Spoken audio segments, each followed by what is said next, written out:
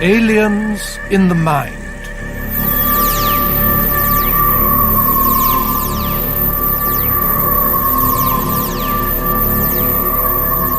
Co-starring Vincent Price as Professor Curtis Lark and Peter Cushing as John Cornelius.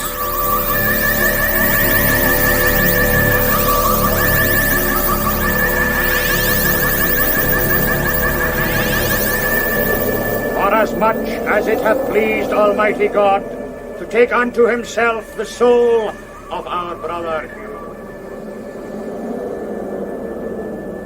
we commit his body to the ground, earth to earth, ashes to ashes, in the sure hope of the resurrection to eternal life through our Lord Jesus Christ. Amen. Amen. Okay, that's that then. Well, we'll be missing him, Doogie. The doctor. 20 years he's been with us. Aye. Do you know that fellow at the graveside? I've never seen him before. Oh, I don't doubt we'll know him soon enough. Aye. The minister's awaiting him already. Old Donald School is not one to let a stranger pass his gate. Part 1. Island Genesis. Good day to you, sir. I'm Donald Schooler, the minister here. And you'd be... John Cornelius. A relative of the doctor's, maybe. No, just a friend. A very old friend. And have you travelled far? From London. I had hoped to be here for the inquest. That was this morning. Accidental death, of course. Tragic. Yes. Could you tell me how he... I read that he fell from a cliff. Last Friday night.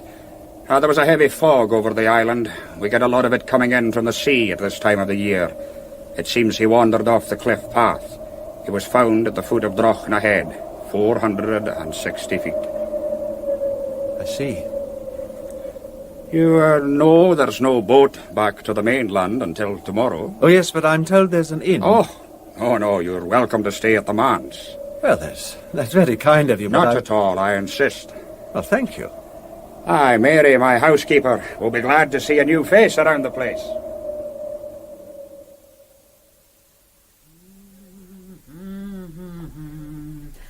Mary! Is that you, minister? We have a guest, Mary, Mr. Cornelius. I'm glad to meet you. An old friend of the doctor's. It's a sad day, sir. He was such a fine man. Mr. Cornelius can have the front guest room, Mary, can he not? Aye. Is that all you have with you? Just the one wee bag? It's quite adequate, I assure you. We'll leave it with Mary, Mr. Cornelius. Thank you. I'll away up and give the room an airing. Now, you'll take a wee dram, just to warm you. A little whiskey would be most welcome, thank you. Oh, sit yourself down, Mr. Cornelius. Make yourself at home. That's most kind, thank you. Was it long since you'd seen him, the doctor? It must be 3 or 4 years, I suppose. We wrote occasionally and kept promising to meet, but with the distance and pressure of work, well, you know how it is. Aye, I can well imagine. Here. Thank you. And here's a health to you. God bless. And had you been corresponding lately with the doctor? No, I haven't heard from him for quite a while. That's better. And he was your oldest friend, you say? Well, one of them. We were inseparable in the old days, Hugh and I, and a man called Curtis Lark. Curtis Lark? That's rather a quaint name. Rather a quaint man, I suppose. American, of course. The three of us were together at the same hospital. You're not free from aircraft noise, even up here, Mr. Schooler. Oh, a helicopter from the Naval Training Station. It's not usual for them to fly so low. Since you were at the same hospital, I take it you are also a medical man? Yes. Should I not be addressing you as Dr. Cornelius, then? No, I'm a surgeon. Hey, you'd be a specialist of some sort. Oh, yes, I'm a brain surgeon. Didn't you have a housekeeper? Molly Kyle, aye. Oh, a fine woman. She was at the service. Do you think she'd mind if I went up to the house? I'm sure she'd expect it. Why not now? Before it gets dark. I'd be glad to walk you over there myself. Oh, that's very kind of you, Minister. Come along then, Mr. Cornelius. Oh, if you could just wait a moment, I'd better tell Mary we're going out. Certainly. I'll be outside stretching my legs.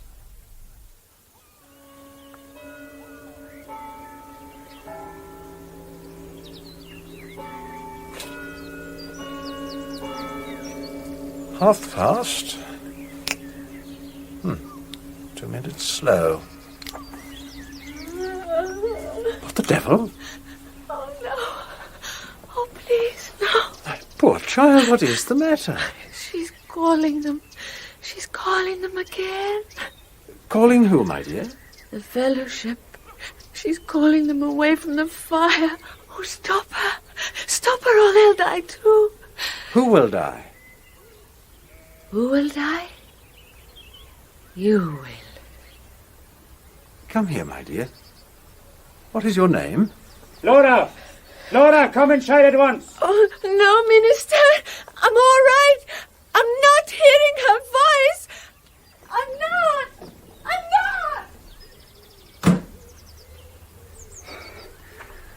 I'm sorry, Mr. Cornelius. I hope Laura wasn't bothering you. This seems to be one of her bad days. What's wrong with her? Sick in the head, I'm afraid. Mental disorientation, the doctor called it. Is she receiving any treatment?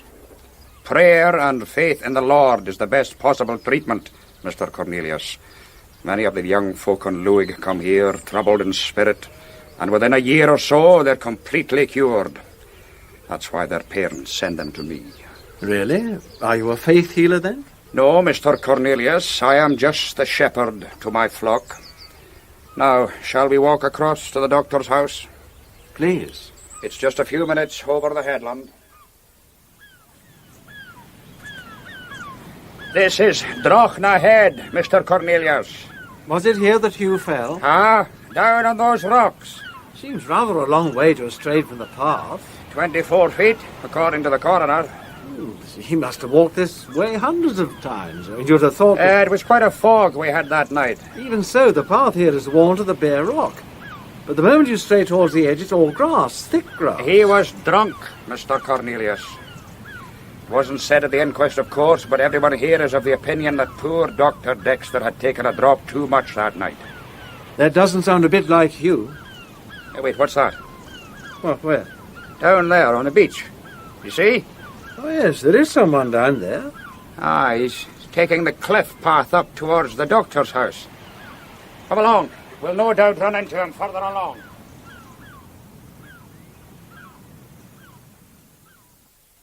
Here we are. Much bigger than I expected. This was his surgery, a dispensary, and the living quarters as well. Oh, hello, Minister. Hello, Molly. This is Mrs. Kyle. Good afternoon, Mrs. Kyle. Good afternoon. This is Mr. Cornelius, Molly. He was a friend of the doctor's. Oh, aye. Hello there. What? And who is this now? Good Lord, it's Curtis Lark. Where on earth did he spring from? Hello, John. How are you? I'm fine, but how did you get here? By passenger jet, private charter plane, and finally by one of your Royal Navy's helicopters. Am I in time? Not for Hugh's funeral, if that's what you mean. Well, I did try, but I was in wildest Borneo when I got the news. Oh, I'm sorry, let me introduce you. Professor Curtis Lark, the Minister, the Reverend Donald Schooler. Professor. And Mrs. Kyle, Hugh's housekeeper. Hello. Will you not come inside, gentlemen? Thank you. After you, John. Go straight into the study, if you would. If you would excuse me, Molly. Aye. You'll be wanting to get back for the fellowship meeting. Fellowship? The Fellowship of the Kirk. Oh. I'll see you later then, Minister. Aye, back at the manse. Good day to you, Professor. A bientôt, Minister. Early Edwardian walnut. Hardly Hugh's taste, I would have thought. If it's the furniture you're talking about, he bought it with the practice. It used to belong to old Dr. Mingy's before. There's a picture over here that you'll maybe recognise. Oh, yes, the class photograph. I think you're both there on it somewhere. Second row left with Hugh standing between us. I can still remember the day when it was taken. Oh, was it really 20 years ago? No, it was nearer 30. Oh, my goodness. Well, all things considered, we still look remarkably young. All things considered, Curtis, you probably need glasses. Oh, we're none of us getting any younger, sir. Mrs. Kyle, did the doctor ever wear glasses? Aye. He had a pair made last year. Just for reading, you know. What time was it when the doctor went out last Friday? I wasn't here that night, sir. I was over to the mainland to visit relatives. Oh, I see. So you wouldn't know if he had been drinking at all? No, sir. I'm afraid not. Uh-huh. Can I get you gentlemen something to eat? Oh, that's an excellent idea.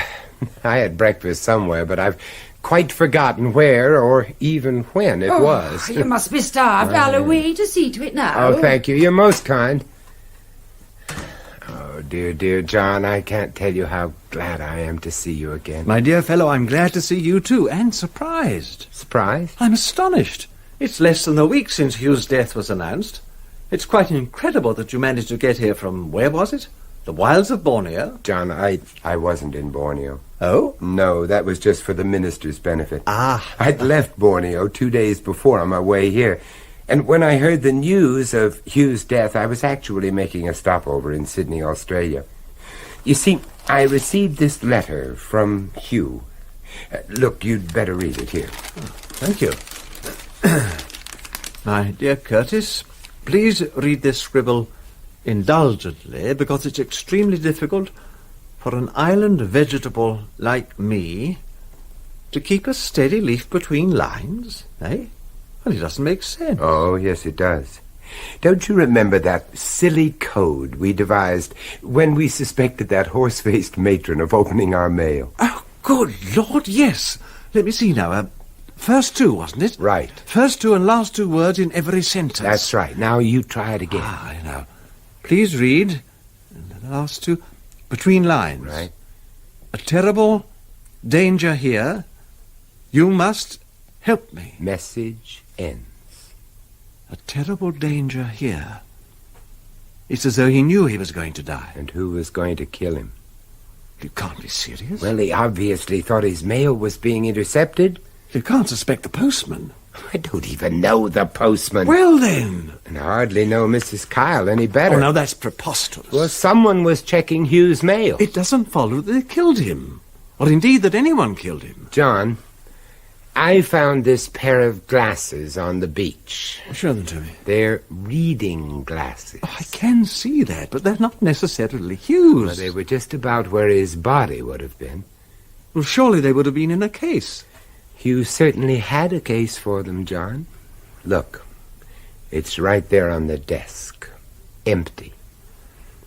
But it still doesn't prove anything. Not in a court of law, perhaps. But it's proof enough for me.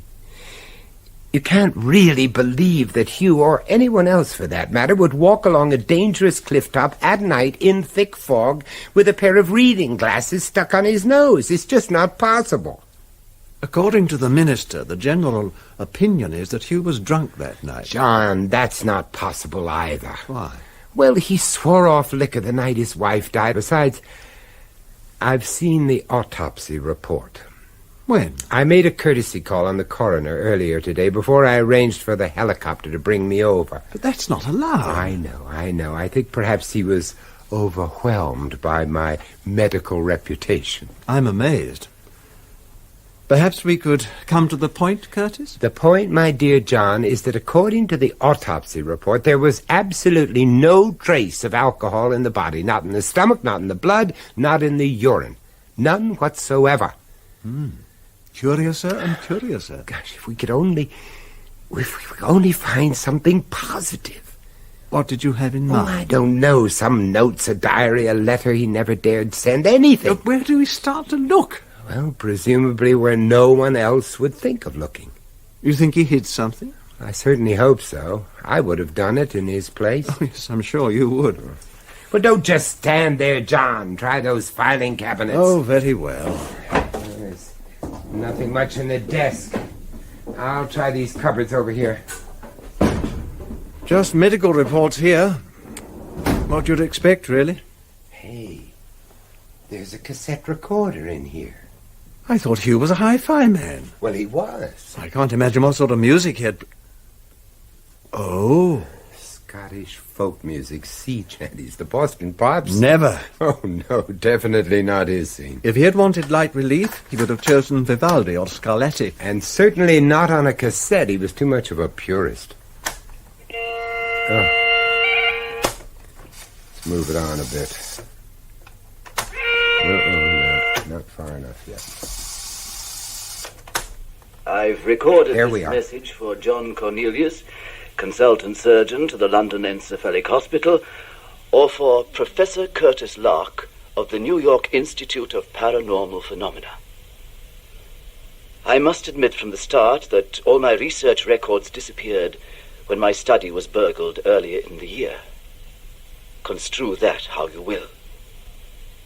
All that now remains is a notebook of my observations, which I have lodged for safekeeping with our old friend, Ward Locke. Who? Well, do you know anyone named Locke? I don't. The only Locke I know had the misfortune to be an encyclopedia. What are you talking about? Ward Locke's Medical Encyclopedia. John, you're a genius, an unsung genius. Yes, but we tend not to sing about it on this side of the Atlantic, you know. Locke. That black tome, dear boy, over on the left there. Ah, here it is. Locke's Medical Encyclopedia. Oh, do open it, Curtis. It won't bite you. Well, look at that.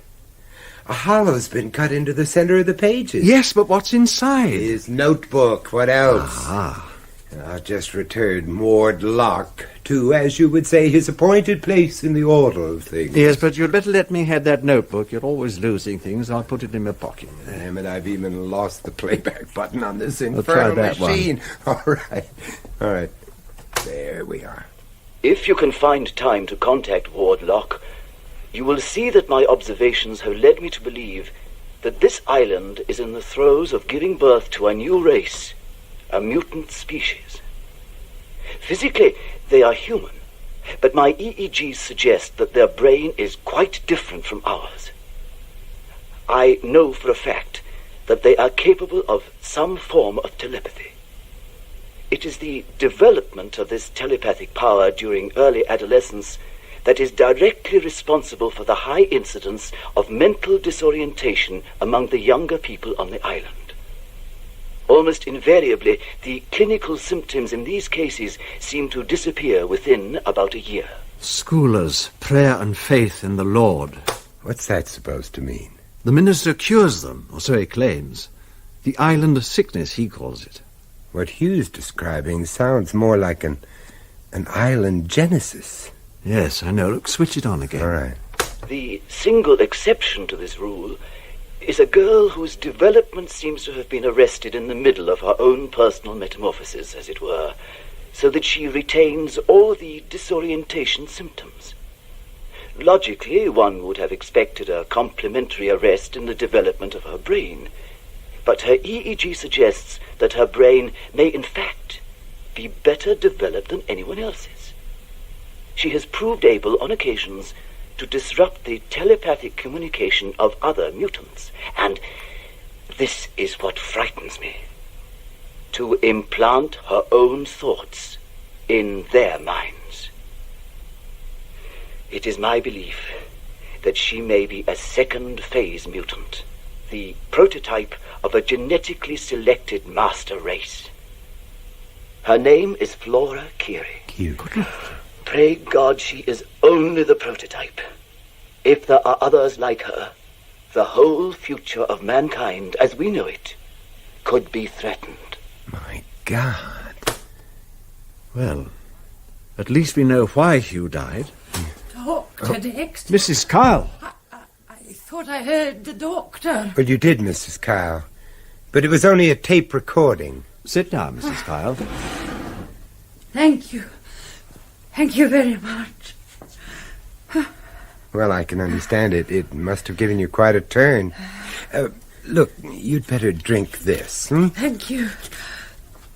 Oh, what a nasty taste. Well, it shouldn't be. It said pure malt on the label. Go on, drink it up. Oh, my heart's still pounding. I just wasn't expecting it, you know. You rest for a moment. You'll soon feel better. Yes, now look, this will help you to relax. Oh, I'm feeling quite dizzy now. No, don't get up. Don't get up. Just rest there. Lord, the poor woman's fainted. It must be the shock. Oh, don't be an ass, John. I slipped her what is euphemistically known as a Mickey Fin. A Mickey? There's no smell. What on earth was it? There was a curare derivative. Out in Borneo, there's a tribe of headhunters who use it as a local anesthetic. Very interesting, John, but hardly relevant. Unless you intend taking Mrs. Kyle's head as a trophy. No, but she may intend taking mine, or yours, for that matter. Let's be quite clear about our situation, John. Hugh was killed, presumably by mutants, because he knew too much about them.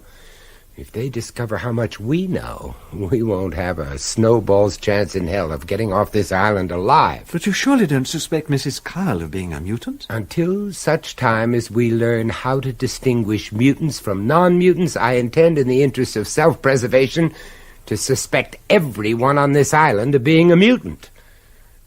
Curtis, I met a girl called Flora earlier today Uh-huh. at the manse, the minister's house. She was about 18, I should think. Well past the age of puberty, anyway. She had all the symptoms of the case that you spoke of. The second-phase mutant, huh? It could be. Where are you off to now? To the manse, of course. That girl's our only lead.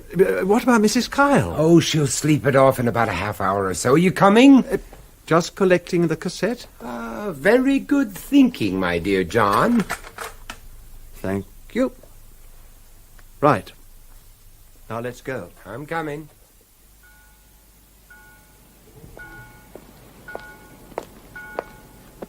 Look, Curtis. Something's going on in the church. The lights are on. Must be some sort of service. The fellowship meeting. Yes, that's right. The minister mentioned it. So did Flora. She said something about calling them away from the fire. What fire? I don't know. Well, then I think it's time we found out. Come on. Are we all gathered? I've called you all to the house of God, because it has always been our refuge in times of trouble. John, give me a leg up. I want to do a little surreptitious eavesdropping. Steady, John, steady. You're overweight, damn it. All those hot dogs. Stop it. Well, Let me down. with the greatest of pleasure.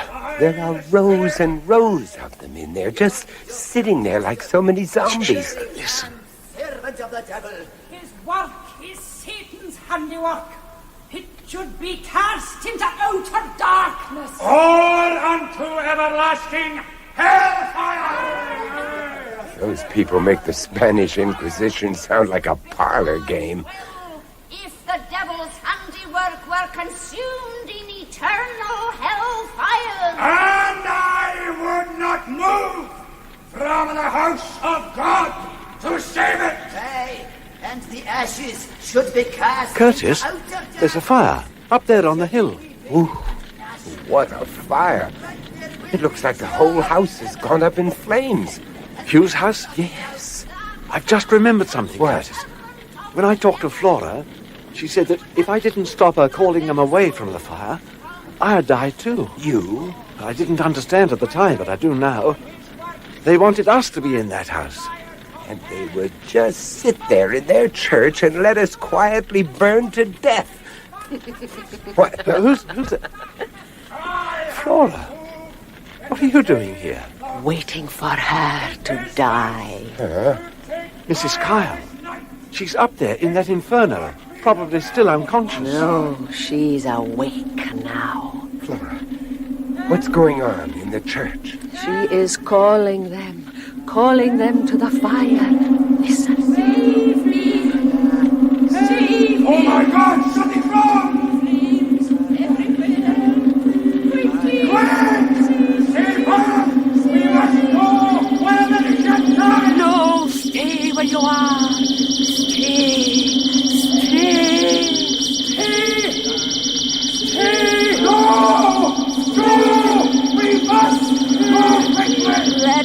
burn. Let it burn. Let it burn. No! No! We must go and put it out! Do not move. We must move! The wrong person is burning! An innocent is burning!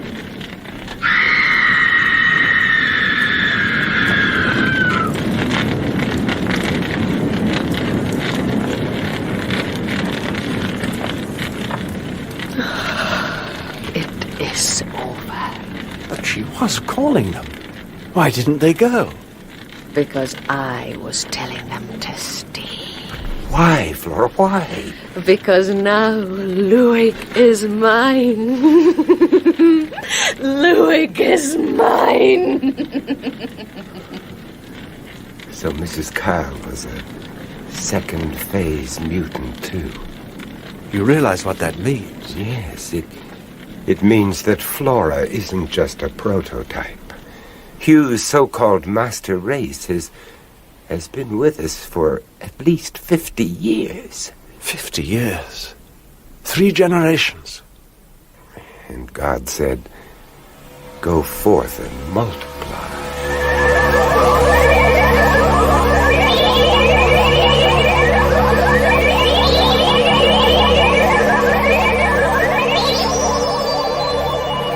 That was part 1 of Aliens in the Mind, co-starring Vincent Price as Curtis Lark and Peter Cushing as John Cornelius, with Henry Stamper as Donald Schooler, Sandra Clark, Flora Curie, Shirley Dixon, Mrs. Kyle, Irene Sutcliffe, Mary, and Fraser Carr, Dr. Hugh Dexter. Aliens in the Mind was written by René Basilico from an idea by Robert Holmes. Production by John Dias.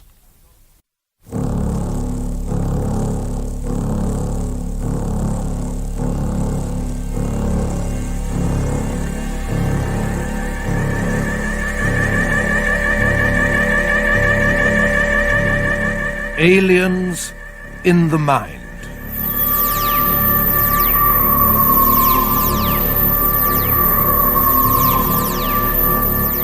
Co-starring Vincent Price as Curtis Lark and Peter Cushing as John Cornelius.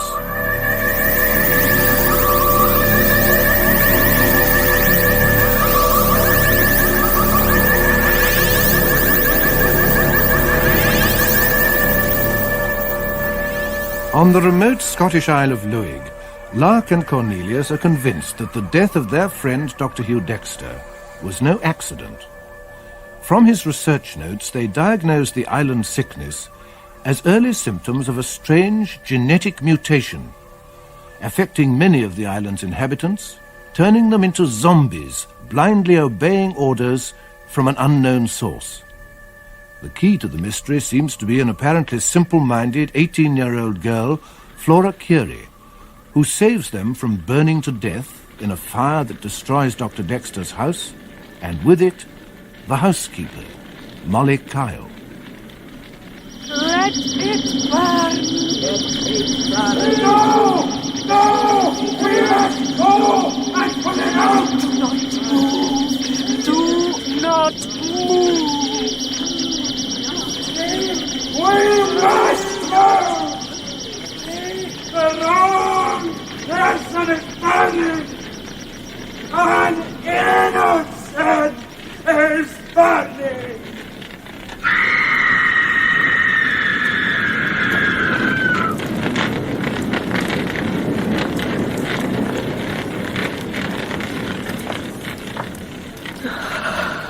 It is over. But she was calling them. Why didn't they go? Because I was telling them to stay. Why, Flora, why? Because now Luig is mine. Luig is mine.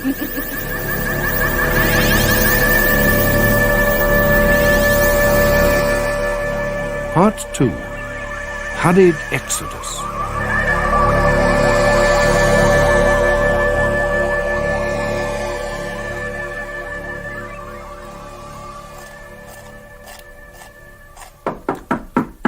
Come in. Morning, John. Oh. You still in bed? Where else should one be at this unearthly hour? Look, and I distinctly said 4 minutes. Look at it, damn thing's raw. Well, you know, in some parts of the world, raw egg is considered quite a delicacy. Well, not here it isn't. Did you discover anything of value in Hugh's notes? Oh, just bits and pieces. It's like a jigsaw puzzle with most of the pieces missing. Well, that's more than we expected. We'll have to put together our own picture and then see how Hugh's pieces fit in. Well, now, let's see. What have we got so far? I've got a slight feeling of nausea from this revolting egg. Perfidious albumin. Oh, no, please, not at this time of day. Look, pour me some coffee, will you? Sure. It's my pleasure. Thanks. Now, what have you got so far? The fact that there occurred on this island a mutation of the human species brought about by some genetic transformation of the brain, which enables it to receive some form of telepathic communication. Only to receive? Now, what about transmitting telepathic messages? Well, that's not proven, is it? No. We can be certain of only 2 cases. Molly Kyle, who is now dead, presumably, and Flora Curie, who, at best, is an imperfect example of a different, more highly developed mutation, what Hugh was pleased to call the master race. Controllers would be a more accurate description of those 2 bizarre ladies. They both seem to have this power of implanting their own thoughts, their own will, in the minds of other mutants. And so what outwardly look like ordinary human beings become, in fact, extensions of the mind of the controller, without even being aware of it. It's terrifying. Think what Hitler or Stalin might have done with power like that. Think what they did without it. According to Hugh's notes, in the 20 years he was on the island, there were 120 cases of mental disorientation. Mutant metamorphosis. What you will, which gives us 120 mutants under the age of, say, 33. And at least as many over that age. 250 all told. And all totally indistinguishable from the rest of the inhabitants. Except for Flora. Yes, except for Flora. We've got to get that girl to London. It's the only way. Oh, now, wait a minute. Hang on. That could be a pretty tall order. We must do it somehow. We need to run tests on her, medical checks. And do all the other things that Hugh Dexter tried to do. Precisely. And got himself murdered for. You know, that blaze last night at Hugh's place was no accident, John. It was meant for us. Someone out here just doesn't like us knowing too much. That's why we have to get Flora away from here. Surely you see that. Well, I can see the sense in it, but what I can't see is how to go about it. We'll start with the minister. I'd like our chances a lot better if I disliked him a little less. That man really spooks me. Now, John, about the minister, there's no doubt that he's a mutant. Well, he is a mutant, isn't he? Almost certainly, on the evidence we have. But he's not a controller. I would say it's unlikely. You know, once Flora realized Mrs. Kyle was dead, she said Luig was hers. I don't believe she would have dared say that if the minister was also a controller. No, and when I first met her yesterday, she seemed completely overawed by him. Mind you, he is a trifle overbearing. Not to mention unpleasant. He's much too sinister for my taste. A sinister minister. Oh, Curtis, really. Still, this little visit of ours should dent his sanctimonious composure. How so? But I feel sure he hoped. Perhaps he even prayed that we died last night. Well, we'll soon find out. The next few minutes could be quite interesting. Oh, Mr. Cornelius. Whatever's the matter, Mary? Come in. Well, thank you. You look as though you'd seen a ghost. Aye, well, we thought you must be dead. What made you think that? You on fire up at the doctor's house last night. We'd gone by then. Yes. Fortunate, wasn't it? Aye. But Mr. Cornelius said he'd be staying here for the night, and when he didn't come back... The fault is entirely mine, Mary. I persuaded him to keep me company at the inn. Aye. Well, all's well, I suppose. I'll get the minister. Minister? Yes, Mary? Could I trouble you? You're coming. Well, what is it, Mary? There's 2 visitors to see you. Mr. Cornelius and... Professor Lark. Professor Lark. Returned from the dead, Minister. What? You did manage to... Escape. We left before the fire broke out. Aye, you were fortunate. We'd feared the worst for That you. will be all, Mary. Yes, Minister. What about Mrs. Kyle? There's the real tragedy for you. Such a fine woman, a real pillar of strength in the community. She is dead, then? Aye, they brought down the body this morning, or what was left of it. Aye, strange that they should have found her in the doctor's study. Why not? She should have. She was usually out and about in the garden at that time of the day. Well, maybe she was looking for something. Do they know what caused the fire? No, and I doubt they ever will, frankly. When will you be returning to London? We'll get the boat back this afternoon, most probably. Aye, very wise. And we'd like to take Flora with us. Flora? And what would you want to do a thing like that for? She is ill, Minister. Aye, she has the island sickness. We don't need a brain surgeon to tell us that. Minister, I suspect that she has a tumour. A tumour? On the brain. She has all the classic symptoms, and it's the most likely explanation why she has not returned to normal like everyone else has done. Oh, I see. And I suppose you will be wanting to operate on her yourself, Mr. High and Mighty Cornelius. Only if my first diagnosis proves correct. Well, I'm not committing that poor wee lassie to having her brain meddled with. I have no right, anyway. You don't need one. She has a perfect right of her own. She's of age. But she's not compos mentis, is she? Not all the time, certainly. But some of the time her mentis is so compos it's almost out of sight. And what's that supposed to mean? It's just a manner of speaking. Minister? Well, Mary, what is the matter? Have you seen Flora this morning, Minister? No, why? Her bed's not been slept in. She couldn't have come back last night. When was the last time you saw her, Mary? When she went out last evening. We'd better start looking for her. Well, I'm going straight down to the police station. The police station? We can't let that girl roam round loose on the island. We've got to find her before she does some harm to herself. My coat, Mary, if you would. Yes, Minister. I'll come with you, Minister. And what about you, Professor? No, I think two's company. I'll just wander up to Hugh's house and poke around in the ashes.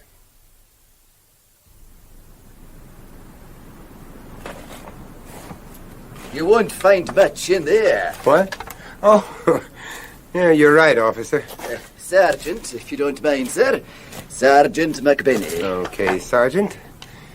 Yeah, did the minister send you? Yes, sir. What, to keep an eye on me? To help you, sir. If you want. Nice of you. It's only 2 minutes on the bike. What are we looking for, by the way? I really don't know. Some of Dr. Dexter's research papers, perhaps. Though I don't think much could have survived this. It's one of the most comprehensive fires I've ever seen. Just as well, if you ask me. Some of the church fellowship took great exception to Dr. Dexter's researches. Now, why would they do that? Well, sir, over the past few years, those researches, as you call them, seem to be aimed exclusively at the fellowship. Oh, come on now. And to no one else. Practically every single member of the fellowship had been investigated by Dr. Dexter at some time or another. Investigated, Sergeant? Oh, that's police language. You mean examined? No, surely. sir, I mean investigated, Professor. Brain pictures, blood samples and the like. He even went into our family backgrounds, our ancestry. Oh, aye. It was an investigation, right enough. Did he ever investigate you, Sergeant? Aye, sir. He said it was for the influenza. That was just last year. So you're a member of the fellowship, too? Aye. Well, I don't think you're going to find anything here, Professor. No, I guess you're right. I'll walk you back to the manse, see if there's any news. What of young Flora? So you know about that? Yes. Yes, I was there when they found out. Hold on, sir. I'll just fetch my bike. Okay. I wonder what makes a girl like that run off. You mean Flora? Yeah. Well, I hear you're wanting to operate on her head, and she might not want to see it opened up like a can of beans. It is her head, after all. But no one's told her about that yet.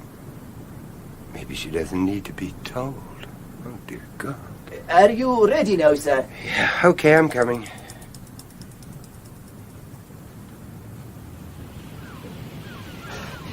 This is the beach road round the head. It's a wee bit further than the path over the top, but it's easier for me with the bike and all. Is that drop in the head? Aye, sir. Straight up above you. Long way to fall. Poor Hugh. It was an open and shut case, Professor. Not open enough, Sergeant, and shut too damn quick.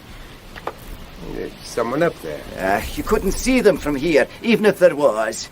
Nobody goes too near the edge. It's in danger of giving way as it is. There's someone up there now. No, there are always wee pebbles falling. It's the wind and the rain that does it. Look out! Come on, Sergeant, the whole cliff's coming down. Run, Professor! Run for your life!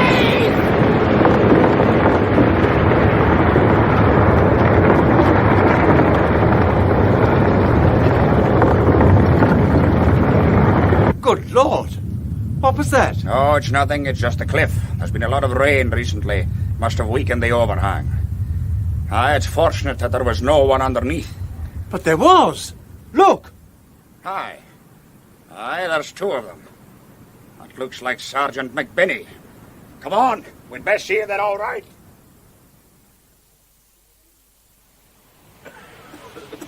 Curtis, are you hurt? Oh, I never felt better. But what happened? That damn cliff tried to fall down on us. Aye, and it near succeeded too. One man and another. Droghna-Head's a pretty dangerous place. Especially to foreigners. What are you all doing here, anyway? There's been news of Flora. Oh? Well, apparently she's been seen near an old barn. Which barn is this? Old Mackenzie's place. One of your men brought the news not 5 minutes since. We're just on our way over there.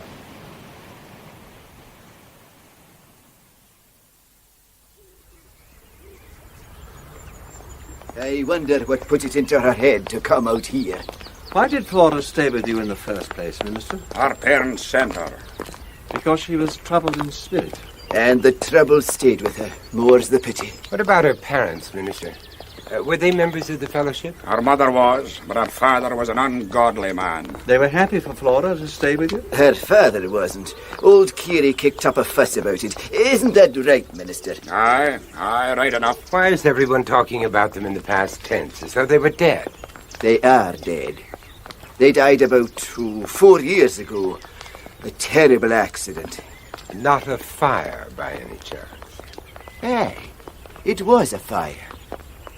Oh, Professor, you must be And fey. this island must be very inflammable. There's the barn up ahead now. Are you sure this is the right place, Minister? It seems odd for a lassie to come here. It was one of your own men who told us, It Sergeant. seems ridiculous coming all the way up here. It's a wild goose chase, if you ask You me. think perhaps we ought to turn back, Sergeant? There's no point in going into a place like that. Stop your blathering, man. Stay out! She's not there, I tell you.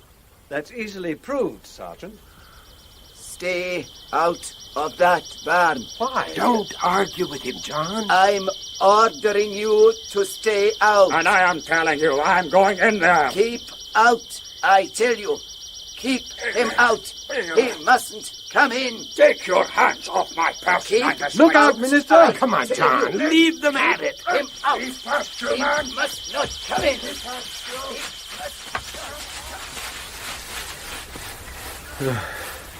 What was all that about? The police sergeant's a mutant. Didn't you see his eyes? Then why is he fighting the Minister of all people? You're right. It doesn't make sense. Unless the Minister isn't a mutant, which knocks our theory on the head. I can't work that one out. At least not now. Come on. Flora must be in here. Keep him out.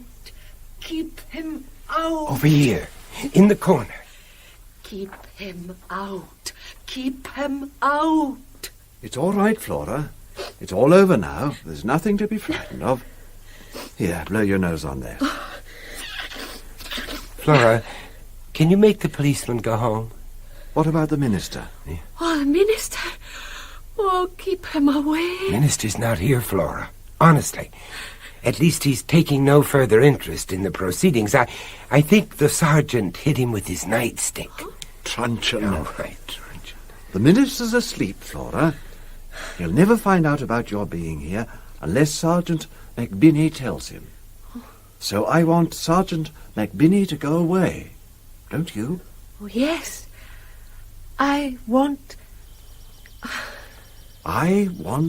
Sergeant McBinney I want Sergeant McBinney to go away from here. Wish hard, Flora. Wish Sergeant McBinney away from here. I wish Sergeant McBinney away from here.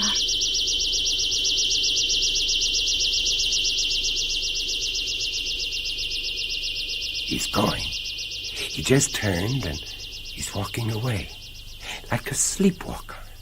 Bye-bye, Sergeant McBinney. Bye-bye. I hate breaking things up, John, but I think it's time we were moving out. That boat leaves in an hour. Right. Now, Flora, I thought it might be rather fun to go on a boat. Oh. Have you ever been on one? No, the minister always forbade me. Well, we won't let the minister know. We'll just sneak on board without telling him, eh? Come on, then. Take my hand. Uncle Cornelius is in charge now. Uncle Cornelius? You can forget all about that horrid old minister. Uncle Cornelius. Hey, wait for me, Uncle Cornelius.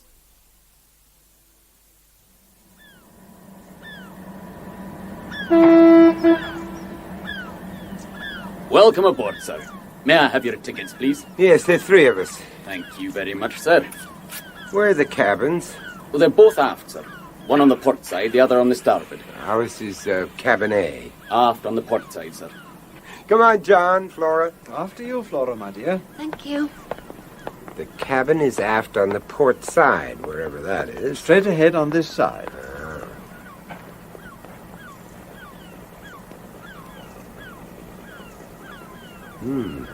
Cabin A, here we are. Hey, your cabin awaits you, Uncle Cornelius. Do I have to go in there? Not if you don't want to, my dear. I want to stay outside and look at all the people. All right, you do that. Curtis, we must keep an eye on her. The least little thing could set her off again. You, Mary? You stay with her, John. You're doing just fine. All right. I'll see if I can get some drinks brought up to the cabin, huh? Flora, would you like something to drink? What can I have? Anything you like. Could I have some wine? Wine? Well, why not? She's over age. Wine it shall be, my lady. Won't take me a minute. Oh, look, there's Mary down there. Where? Down there by the gangway. Oh, yes. I wish Mary could come. She'd love a boat ride. Oh, I shouldn't think she'd want to come. She'd want to if I wanted her to. Oh, yes, well, I'm sure she would. Well, then I do want her to come. Flora, no. Come on, little Mary. Come for a boat trip. No, Flora. She doesn't want to come. She hasn't got time. I want her to come. She will come. She has to. Welcome aboard, madam. I must go on board. May I have your ticket, please? I must go on John, board. I've had the drinks put in the cabin. The wine glass is hers. Yes, Curtis, thank goodness you're back. Well, what the hell's going on? She's trying to call Mary on board. Now, Flora, they won't let her on without a ticket being reasonable. Why don't you come and have a glass of wine with us, Flora, to celebrate? No, I want Mary to come. Well, she can't. Then I'm not coming. I don't want a boat trip. We can't get off now, Flora. It's too late. Get her into the cabin. In here, Flora, dear. No. Now, come along. No, I want you. You can't Flora, make get me. her in there. Now, get in there. Oh, Purser, how long before we sail? Any moment now, sir. But what was all that? Oh, it's nothing, Purser. Just a rather spoilt child who doesn't want to go back home to London. I don't blame her. He wouldn't get me going into a big city for all the tea and china. Help! Help! No good shouting, Flora. You'll just stay there now until we sail. Help! Take me off! Help! Your tickets, please, sir. Take me off. Your tickets, please. Take me. Oh, look here. Take me off. Take me off. Right, off you go then. Down there where you just came from. Take me off. Hey, none of that. Come here.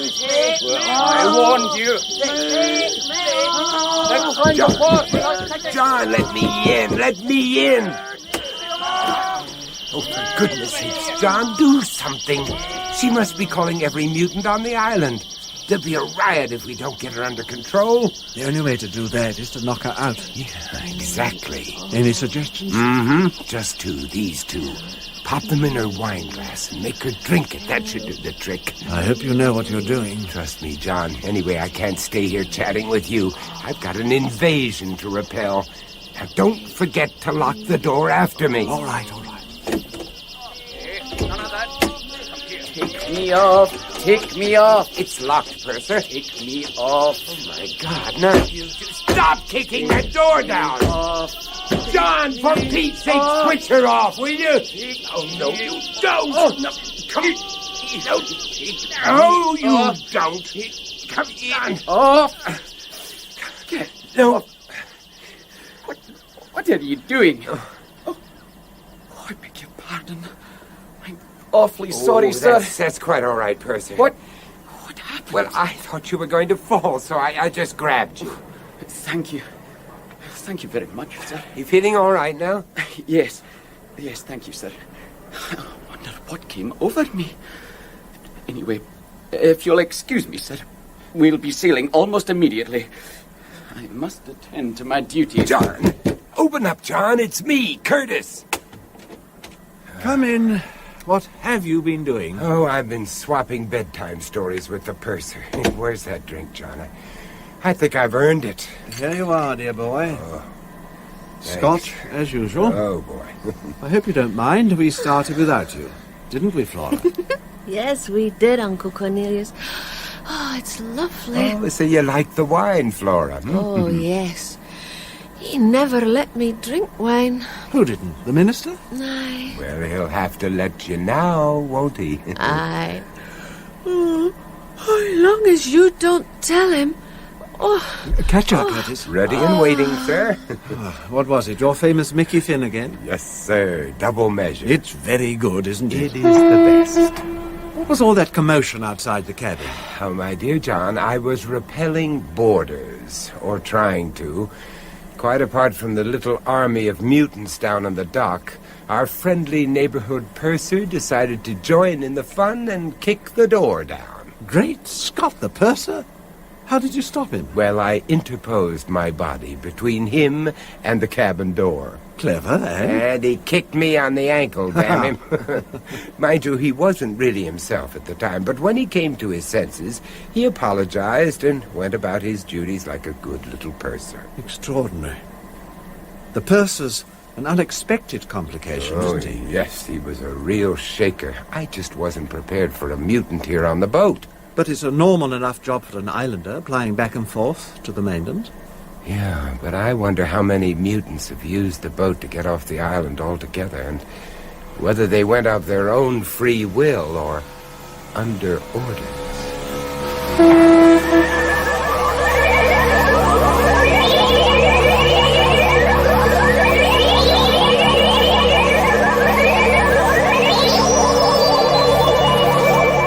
That was part 2 of Aliens in the Mind, co-starring Vincent Price as Curtis Lark and Peter Cushing as John Cornelius, with Henry Stamper as Donald Schoolar, Sandra Clark, Flora Curie, Fraser Carr, Police Sergeant, Irene Sutcliffe, Mary, and Andrew Sear, the purser.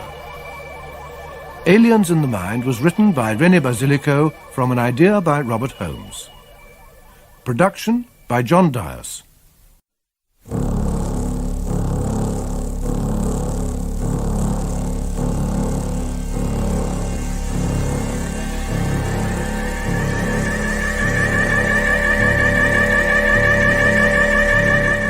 Aliens in the Mind.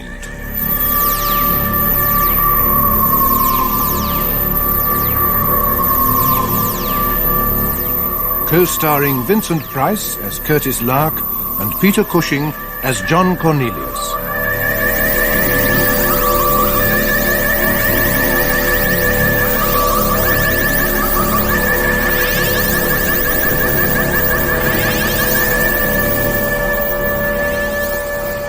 Convinced that the apparently simple-minded Flora Curie must be the key to the mysterious genetic mutation affecting the inhabitants of Luig, Lark and Cornelius persuade her to leave the island and come with them to London.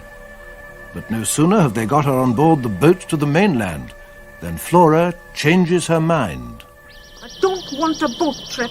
We can't get off now, Flora. It's too late. Get her into the cabin. In here, Flora, dear. No. Now, come along. No, I want it. You can't Flora, make get me. her along. there. Get in there.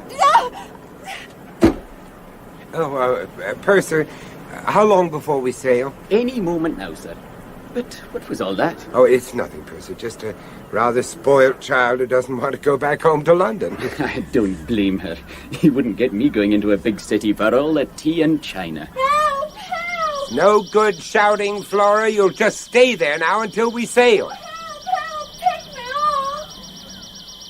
Help! Help! Your tickets, please, sir. Take me off. Your tickets, please. Take me. Oh, look here. Take me off. Take me off. Right, off you go then. Down there where you just came from. Take me off. Hey, none of that. Come here. I warned you. John, let me in. Let me in. Oh, for goodness sakes, John, do something. She must be calling every mutant on the island. There'll be a riot if we don't get her under control. The only way to do that is to knock her out. Yeah, exactly. Any suggestions? Mm-hmm. Just these two. Pop them in her wine glass and make her drink it. That should do the trick. I hope you know what you're doing. Trust me, John. Anyway, I can't stay here chatting with you. I've got an invasion to repel. Now, don't forget to lock the door after me. All right, all right. Hey, none of that. Come here. Take me off.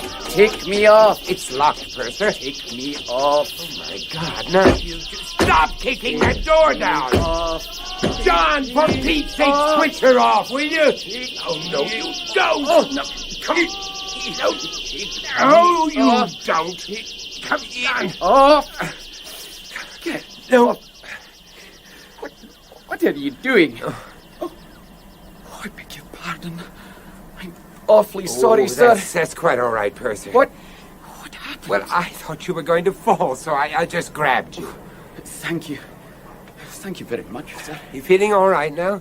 Yes. Yes, thank you, sir. I wonder what came over me.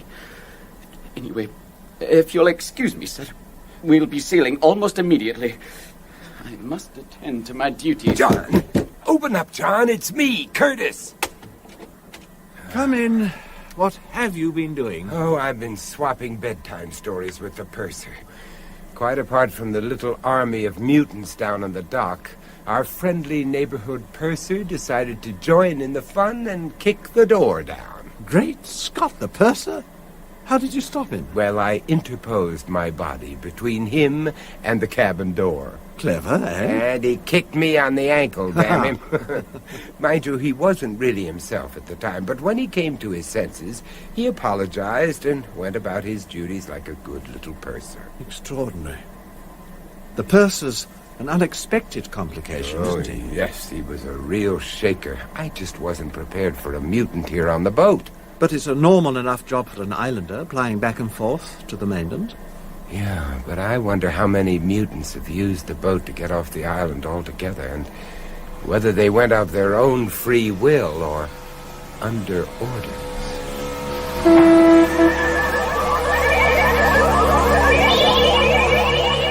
Part 3. Unexpected Visitations.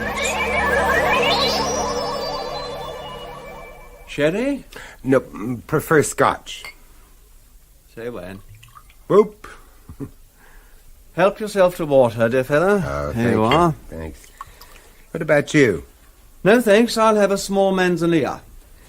You know, John, I really envy you this apartment. Wish I could afford a place like it. I wish I could afford 3 wives. Oh, but you don't envy me, my 3 wives. Oh, no. Not all 3 of them. Whereas I do envy you your apartment. Well, these were my consulting rooms originally. Yeah, I noticed all the equipment. Most of it's pretty out of date these days.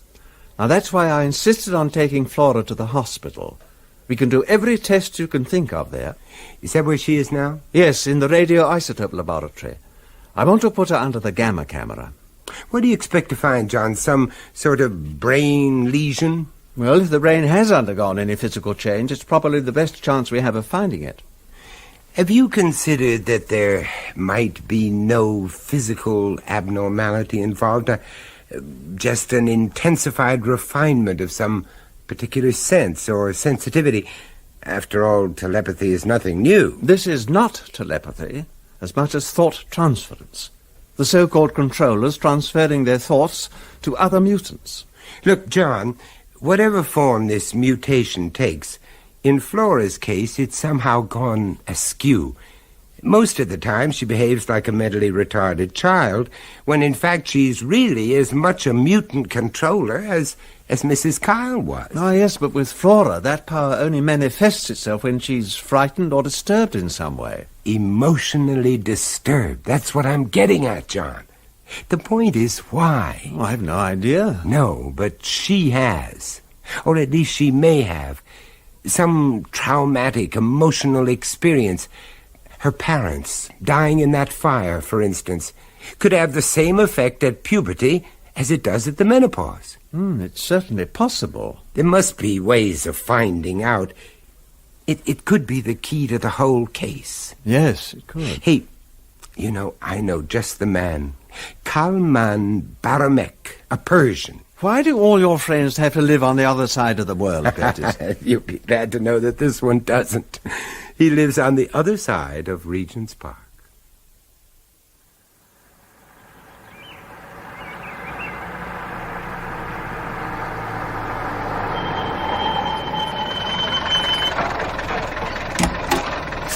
Careful, Flora. It's quite a big step down. I'll take care of this.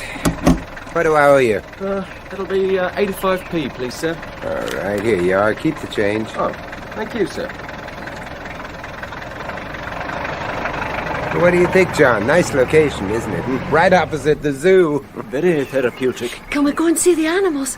Later, Flora, when we've seen Mr... Dr. Baramek. Kalman Baramek. He's on the 2nd floor, I think. Witchley, Hazel... Ah, here we are. Baramek. Oh, please, let's go and see the animals. Later, Flora. That's a promise, Flora. Who is it? Curtis Lark. Come up to the 2nd floor, please. In we go, Flora. Come in, Curtis. It's good to see you again. Oh, it's been a long time, Kalman. May I introduce my good friend John Cornelius? Dr. Baramek. How do you do? And this is Miss Flora Curie. Ah, so you are Flora. I'm very pleased to meet you. Hello. Make yourself comfortable, please. Thank you. Now, can I get you something to drink? A cup of tea, perhaps? That would be most welcome. Joanne? Yes, Doctor? Joanne, I think we'd all like some tea. And perhaps you could tempt the palate of this young lady. This is Flora Curie. Hello, I'm Joanne Harrington. Perhaps you could come and choose something you like. Not really. Come on. We've got all sorts of goodies hidden away in here. Mr. Cornelius, may I ask you if you retain a professional interest in this case? I mean as a brain surgeon. No, only a personal one, at least for the moment. Well, my own view is that there is some block, some psychological block that inhibits her development. Not a physical one. Not as far as we can ascertain. It is all quite possible. What would you try, Kalman? Hypnosis? I think so. From what you told me on the telephone, her subconscious will make much more sense than her conscious. When will you attempt it? Now. Joanne has already started. We asked the patient to look at some kaleidoscopic pattern placed in front of a small light. When we revolve this pattern, it creates a rhythmic pulsation on the retina. Isn't this something to do with some research they did with helicopter pilots just a few years back? That's right. The helicopter blades were strobing across the pilot's vision and inducing almost instant drowsiness. I think I'd better go in now. I'll call you when I've got the girl in hand. How long will that be? Oh, a few minutes only, no more. How is it going, Joanne? Quite well, Doctor. Well, now this one. Couldn't we look at this pattern a little longer? I've seen that one. Okay, then. Let's look at that one. Joanne? Just a moment, Flora. You keep looking at this picture. Coming, Doctor. We've got problems, I think. What problems? She won't give it long enough. As soon as she seems to be relaxing, she snaps out of it and asks for a new one. I see. Flora? Yes? What do you want? I want to play a little game with this pattern. Can you see a red spot? A tiny, tiny red spot, just above the middle of the pattern. Oh, yes. The one that keeps going on and off. That's the one. Now, watch it carefully and tell me every time you see it come on. Just say now, every time you see it. Now. Now. That's good, very good. Now. Now. Excellent, Flora. Now. Now. More tea? Oh, no thanks. I'm fine like this. He said a few minutes. It's over an hour now. What's happening? I'm afraid she's proving rather a difficult subject. And I suppose we should have expected it. Joanne, do you think you could keep an eye on her? Of course, Doctor. Let her lie down on the couch in there. The girl's exhausted. I'll get a blanket. Well, tell us what happened, Carlman. Nothing. You were unable to hypnotize her? Let us say, rather, that she successfully resisted all my efforts. Curtis, when you briefed me about this case, you told me that she had shown signs of extraordinary mental power. Yes, that's right. By extraordinary, did you mean extrasensory? Well, that's what we suspect. We have indications, but no proof. No positive proof. Nothing we could submit as scientific evidence. Unless you've discovered something, Carlman. Yes, I felt something. It was as though she had some sort of antennae. The energy, the mental energy she was generating was quite extraordinary. What do you do now? We have to find ways of reducing her resistance. You mean drugs, of course, huh? A diazepam should suffice. It will bring her to that drowsy, twilight zone between waking and sleeping.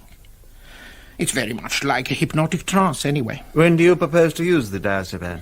That depends on whether you want me to, Mr. Cornelius. Why? It's not dangerous, is it? No, of course not. But the girl doesn't want me to continue. Subconsciously, her resistance is almost fanatical. Well, it's in her own interest to continue, Carlman. No, Curtis. It's in our interests. It may be in hers, if we're lucky. Well, either way, we have to go on. Right, John? I suppose so. Then I suggest that you should both return in about an hour or so. I think we should let Flora rest that long. Well, looks like we've got an hour to kill. So what will you do? I think we should go and see... Who? The monkeys at the zoo. Now, whatever for? Well, why not? I always find them very therapeutic. Precisely. Okay, let's go to the zoo.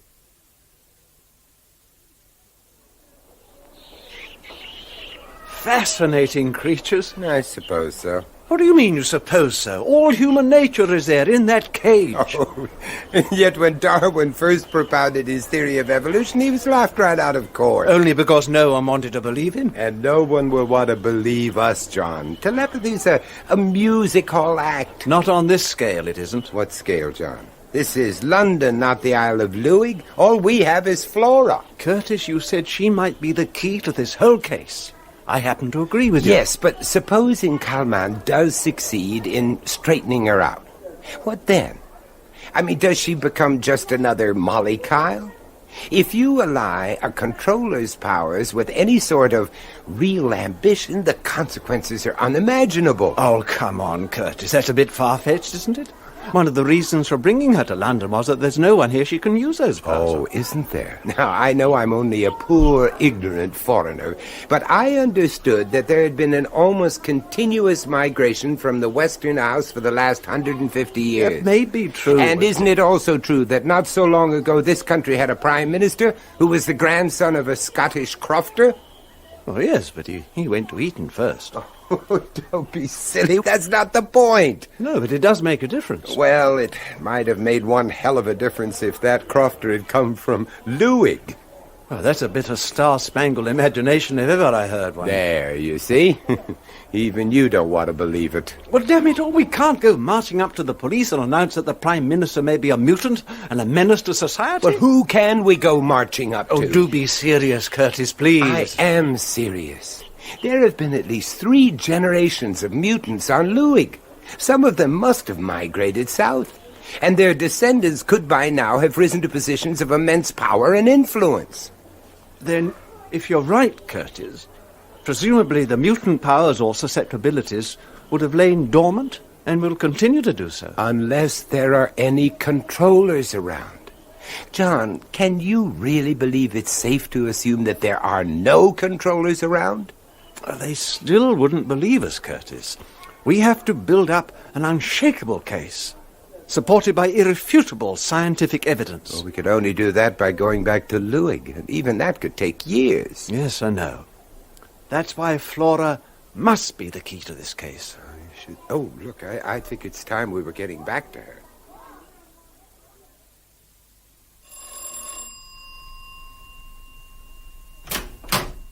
Oh, Professor Lark, Mr. Cornelius, thank God you've come. Why, what's happened? It's Dr. Baramek. Where is he? In here.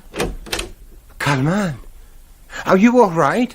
More or less. A little sore between the ears, perhaps. Thought he'd killed him. You thought what? That man, that maniac. Right, nurse, now come over here and sit down and relax a minute. And then tell us what happened from the start. Now take it slowly and try not to leave anything out. Well, it was not more than 10 minutes ago. I just looked at Flora. She was restless, very restless. I was telling Dr. Baramek when there was a ring at the door, not the street door, the door of this apartment. Am I expecting someone, Joanne? Well, you've no appointment. I wonder who let them in from the street. Perhaps it's the caretaker. I'll go and see. All right, I'm coming. Can I help? Hey, where do you think you're going? Come back. Doctor, look, you just can't go barging in. Look out, Doctor, he's a raving lunatic. Sit down, won't you? I'd rather you sat down and told me about it. Doctor. I think it's all right. Thank you, Joanne. You can't go in there. No. Stop. You can't stop, I tell you. You killed him, you lunatic. You killed him. Away from me. Oh, we can go now. Doctor. I'm ready. Dr. Baramek, are you all right? Doctor. Oh, my God. Bye-bye, Doctor. Flora. I'm going now. This nice man's taking me away from here. But, Flora, what about Professor Lark? Flora, you just can't walk out on them like that. But she did walk out, just like that? Yes. Without coercion? They went out hand in hand, like a couple of young lovers. How old was this man? Mid-40s, I suppose, greying at the temple. Quite distinguished looking, really. And a very distinguished walking cane. Ebony, by the feel of it. Oh, poor Carman. I am sorry about that. I'm sorry about the girl. Do you want me to get the police in? Oh, if you could bear not to, Carman, I'd be very grateful. I thought that might be the case. John wanted to phone them earlier. We should report that she's missing. Just missing? Or strayed. But not stolen. Definitely not stolen. Not yet. Where's the phone? You can use the one in the office. Here, I'll show you. Thank you. There are 100 questions, Curtis. Yes, I know, old friend, and so few answers, so very few. When Joanne was recounted what happened just now, it dawned upon me that man was behaving in much the same way as a person under direction. Yes, I know. The question is, my dear Kalman, under whose direction? Oh, John, what did the police have to say? They've already found her. Oh, good. She was seen wandering about the streets in a daze. What about the man? They didn't mention him. They've taken Flora straight round to my flat. I didn't want to involve you, Dr. Baramek. Thank you. It was a kind thought, but perhaps you could allow me to involve myself. Well, as long as you're coming, you might as well bring that sedative with you. What was it? Diazepam. Oh, yeah. Well, you better bring some. We might need it. I'll go, Curtis. Mr. Cornelius? Yes? I've brought back Miss... Flora, thank heavens you're safe. We were so worried about you. Hello. Curtis, it is Flora. You must be exhausted, child. Come on. Take her into the sitting room, Curtis. All right, come on, Flora. What happened to you? Thank you so much, officer. Come in, won't you? Oh, thank you, sir. I can't tell you how relieved we are to have Flora back. Glad to have been of service, sir. She is, all right, isn't she, sir? How do you mean? Well, she was just wandering around in the middle of the road. All over the place she was. And the way she talked. Well, at first we thought she was on a trip. A trip? You know, drugged. Acid. Oh. LSD. Oh, no, nothing like that, no. She was probably just disorientated. She's lived all her life in a remote Scottish island. I think she was just overwhelmed by the noise and bustle of London. It happens sometimes. Usually with old people, though. That's right, officer. Anyway, thank you once more. All part of the service, sir. Goodbye.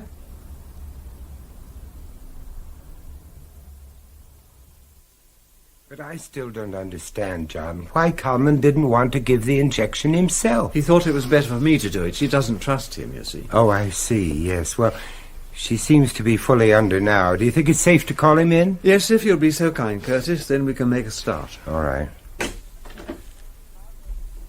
Coleman, you can come in now. I think she's nearly ready. John gave her the injection. I'm sure I was right to keep out of the way. Even now, the sound of my voice might upset her. So could I suggest that you also carry out the questioning yourself? Either of you or both, if you like. I'll just watch and keep an eye on things. Okay, then. You ready, John? Ready and willing. Well, let's not keep the lady waiting. Flora, can you hear me? Yes. Where were you born, Flora? I was born at Luig, on the Isle of Luig. And now Luig is yours, isn't it? Yes, Luig is mine. Why, Flora? Why is Luig yours? Because they have to do what I tell them. How do you tell them, Flora? I tell Don't them... confuse her. She doesn't know. And the fellowship does what you tell them? Aye. Not what the minister tells them? No, never. He just tells Molly Kyle what to tell them. So that was the setup. I never did like that sanctimonious... But Molly Kyle is dead, Flora. Aye, Molly Kyle's dead. And there's no one else that can tell them what to do? Not now. There's only me. Well, that's a relief. Flora, why did you let Molly Kyle die? Careful. Because she killed my mother. I wanted to pay her back, the way she paid back my mother. Paid her back? For what, Flora? Make her tell us about it. Tell us about it, Flora. Good. Take your time and tell us about it. Very good. She found out Kiri was not my father. So she punished my mother. Punished her for begetting me in sin. She burned her in hellfire. She told her her legs were paralyzed, and my mother thought she couldn't walk, and she just lay there screaming and screaming for help, and the flames came nearer and nearer, and I kept willing her to walk. But Molly Kyle was too strong. She was willing my mother to keep struggling and screaming, so that when Kiri came in to rescue her, she wouldn't let him move her. And then it was too late. They were burned in hellfire, and Mother was still screaming for help. Help! Help! Oh! Help me, somebody! Oh, for God's sake, I'm burning! Is she all right? It's a paroxysm. It's all right. I'm burning! Hold her down! Hold her down! For God's sake, hold her down! Can't we stop her? Nicky Finn, Curtis, your headhunter's I wouldn't dare not on top of the other. It's all right, Flora. It's all right. Get some water, John. Right.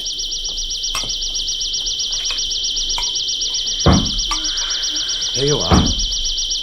What's that? What's going on? Sounds like somebody's breaking down your door. I'd better go and find out.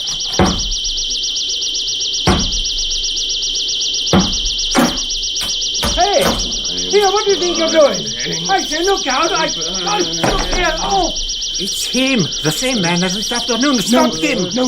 Keep still, Kalman. But it's him! I know, but just look at him. It's as though he were hypnotized. He doesn't even know we're here. For God's sake, Curtis, are you just going to let him pick up the girl and walk out with her? But there's no way of stopping him. Where's he taking her? Didn't either of you recognize him? Recognize him? Why should we? It's Ian Sanderson. Well, who's he? He's an MP, the opposition spokesman on defence matters. Oh, my God. Isn't anybody going to follow him? Well, you can do, but I think you'll find he's only taking you across the road. What makes you say that? Because he lives there. But I just don't understand it. I think I do. What was a subject for scientific research has suddenly become a question of national security.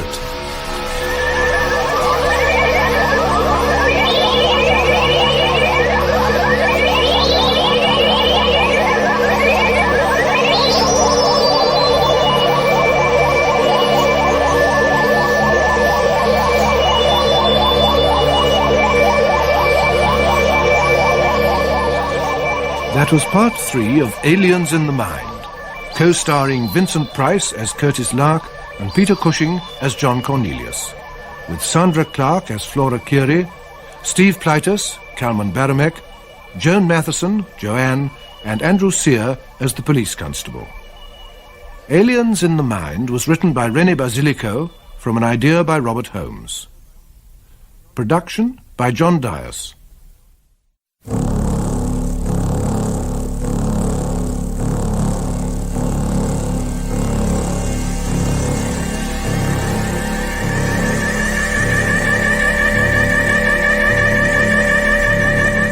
Aliens in the Mind.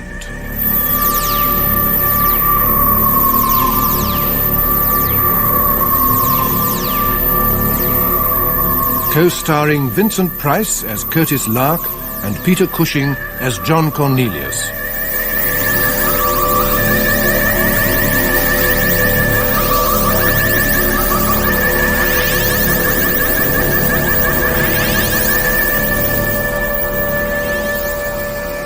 Lark and Cornelius take Flora Curie away from the remote isle of Luig with its frightening colony of mutants and bring her to London, where they hope to investigate her mysterious powers as a controller.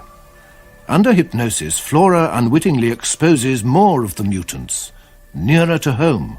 Flora, why did you let Molly Kyle die? Careful.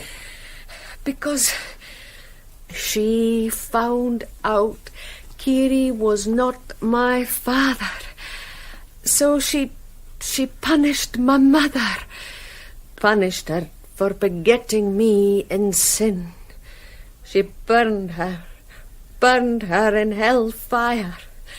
She told her her legs were paralyzed, and my mother thought she couldn't walk, and she just lay there screaming and screaming for help, and the flames came nearer and nearer, and then it was too late.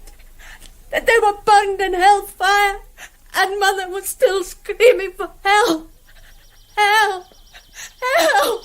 Oh, help me, somebody! Oh, for God's sake, I'm burning! Is she all right? It's a paroxysm. It's all right. I'm burning! Hold her down! Hold her down! For God's sake, hold her down! Darling, can't we stop her? It's all right, Flora. It's all right. There you are. What's that? What's going on? Hey! Here, what do you think you're doing? I say, look out! Look here! Oh! Stop him! No. Keep still, Kalman. For God's sake, Curtis, are you just going to let him pick up the girl and walk out with her? But there's no way of stopping him. Where's he taking her? Didn't either of you recognize him? Recognize him? Why should we? It's Ian Sanderson. Well, who's he? He's an MP, the opposition spokesman on defence matters. Oh, my God. But I just don't understand it. I think I do. What was a subject for scientific research has suddenly become a question of national security. Part 4. Official Intercessions.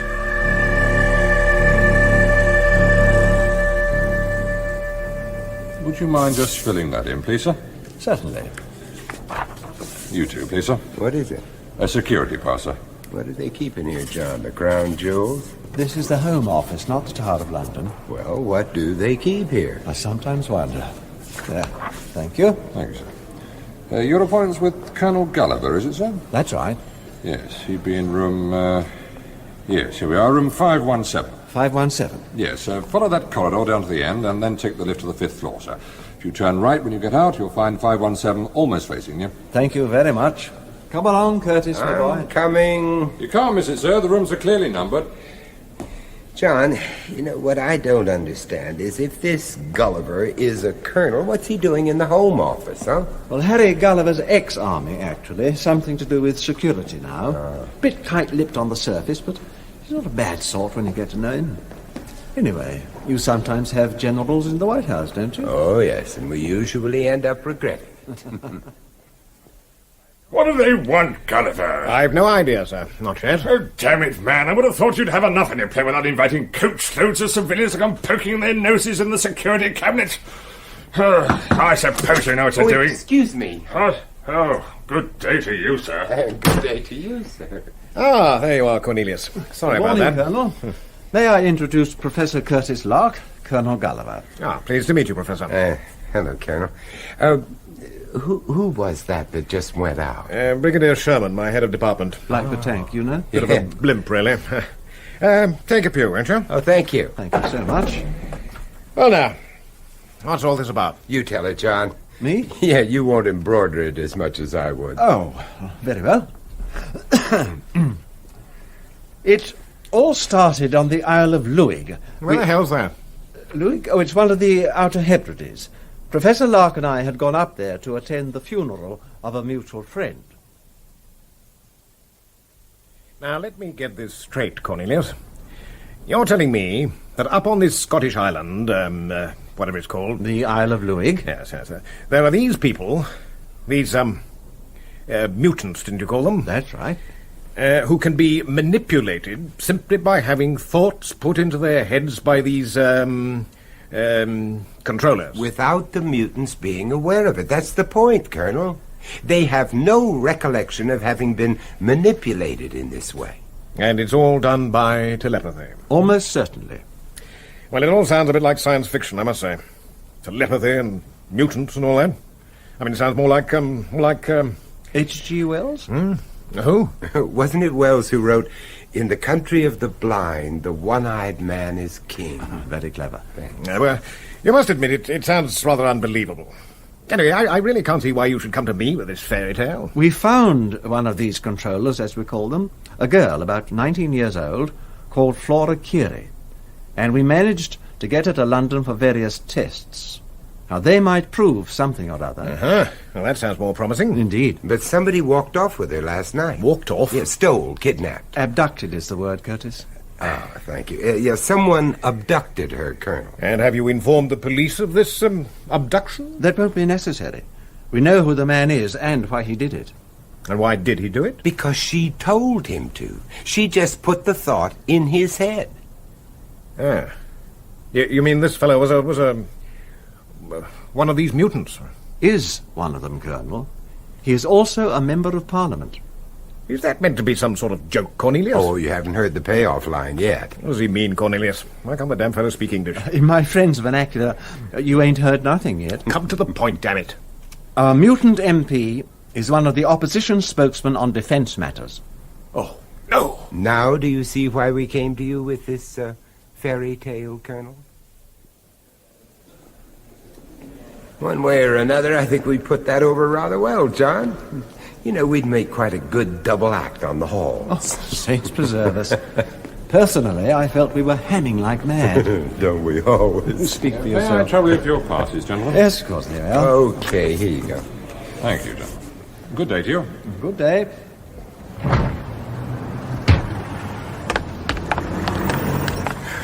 Oh, boy.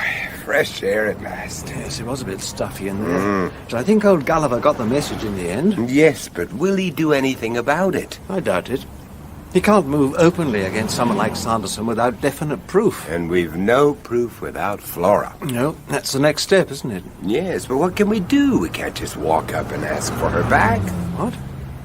What did you just say? I said we can't just walk up to Sanderson and ask him to give Flora back to us. But that's exactly what we can do. In fact, it's the only way. It is? My dear Curtis, you really do have the most unerring nose for these things. Oh, I don't know. It's quite an ordinary nose, really. Chic, perhaps. Patrician, even. You soon alter that. Yes?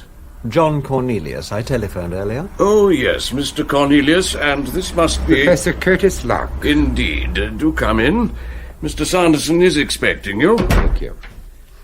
If you would care to wait here for a moment, I'll inform Mr. Sanderson of your arrival. Thank you. If you'd excuse me. A real old-world English butler. Isn't he just adorable? Down, Curtis, down. This way, if you please. Mr. Cornelius, Professor Lark, sir. Thank you, Gwent. Do come in, won't you? This is Professor Lark, sir, and I'm John Cornelius. How do you do? Hello. Sit yourselves down, won't you? Thank you so much. Oh, I know you both by name, of course, and in your case, Mr. Cornelius, by reputation. But I can't pretend to understand the reason for this visit. I'll come straight to the point, Mr. Sanderson. We've just returned from the Isle of Luig. Luig? Oh, good heavens, I was born there. So we understand. Oh, it's such a beautiful place. Marvellous place to grow up in. It has many, many happy associations for me. Oh, you were saying about Luig? When we came back, we brought with us a young lady who showed all the classic symptoms of what could prove to be a brain tumour. We wanted to run a series of medical checks on her. She's been living in John's apartment just across the road until yesterday evening. When she disappeared? Yes. Her name is Flora Curie. Yes, I know. Oh, strange, isn't it? So many years later, not knowing what she was or where she was or what she looked like. And then suddenly waking, as from a dream, and finding she had come from nowhere to hold your hand and ask to be taken home for tea. And you suddenly realise that all her life she will just stay a child and never do anything but hold your hand and ask to be taken home for tea. I'm sorry, I don't quite follow. Oh, you've brought me hope, Mr. Cornelius. A small hope, but something that I can hang on to, that I can at least begin to understand. And for that I thank you. Both for myself and my daughter. Your what? Flora Curie is my daughter, Professor. My natural daughter. Holy mackerel. Never profane the mackerel, my dear Curtis. It is the most underrated fish. Well smoked and washed down with a little muscadet, it is to the more discerning palate eminently preferable to the more esteemed and popular trout. John. Mm-hmm. It was I who suggested the mackerel. Did you? And the muscadet. Oh, really? Then I commend you, my dear Curtis. Your palate is obviously improving. Could we get back to cases, do you think? Oh, by all means. You obviously doubt Sanderson's claim to be Flora's father. Yes, frankly, I do, John. I honestly do. It's all too pat, too glib. Well, he seems to believe it. And I think that was genuine. Yes, but who's to say that she didn't put the idea into his head? She desperately needs affection, security, someone to lean on. She only had to think of him as her father, and he would have accepted it as fact. Agreed, but at least the dates matched. And I really don't think she could have put all that background detail into his head. Well, you could be right. I can't see how she could have known all that stuff either. No. I'm sure all she knew was that her mother was murdered for... what did she call it? begetting her in sin. Yes, yes. It all comes back to the Reverend Donald Schooler, doesn't it? That man's got an awful lot to answer for. And since the Reverend Schooler is the only person able to verify Sanderson's story, we have no option but to accept it at face value, at least for the moment. Well, does that mean we have to leave Flora in Sanderson's care? I really don't see what else we can do. She'll be well looked after, and we have complete access to her. Besides... Besides what? Well, what will we do with Flora when we've finished all our tests and checks? Send her back to Luig? Into the Reverend Schooler's tender clutches over my dead body. Quite right. Sanderson's claim to be her father could suit us very well. Very well indeed. Could it, John? Or could it be risking Flora's life? Curtis, melodrama does not become you. It sits badly on your accent.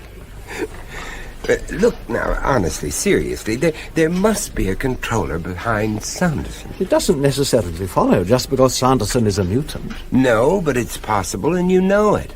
I mean, otherwise, you would never have suggested going to someone like Gulliver. All right, Curtis. Point taken. Good. Then no fully fledged controller is going to take kindly to a butterfly mind like Flora's fouling up the works. No. No, I would think that might well be true. On the other hand, one could argue that if there is another controller, Flora's butterfly mind might be just the thing to flush him out into the open. You make her sound more like a sprat to catch a mackerel. How appropriate, Curtis. More wine, dear fellow? Oh, thanks.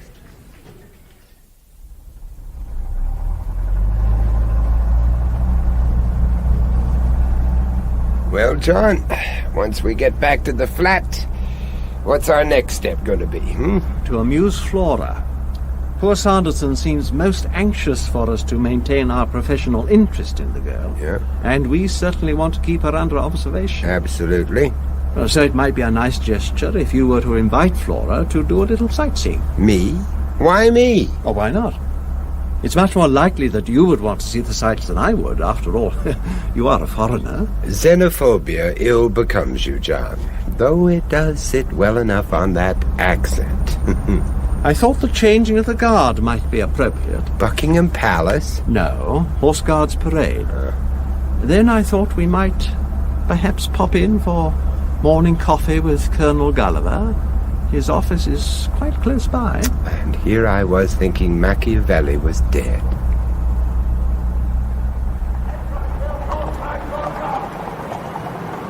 Oh, aren't the horses lovely? They're beautiful. Yes. Why aren't all the soldiers wearing red? Because they're from two different regiments. The ones in red are the Life Guards, and the ones in blue are the Royal Horse Guards.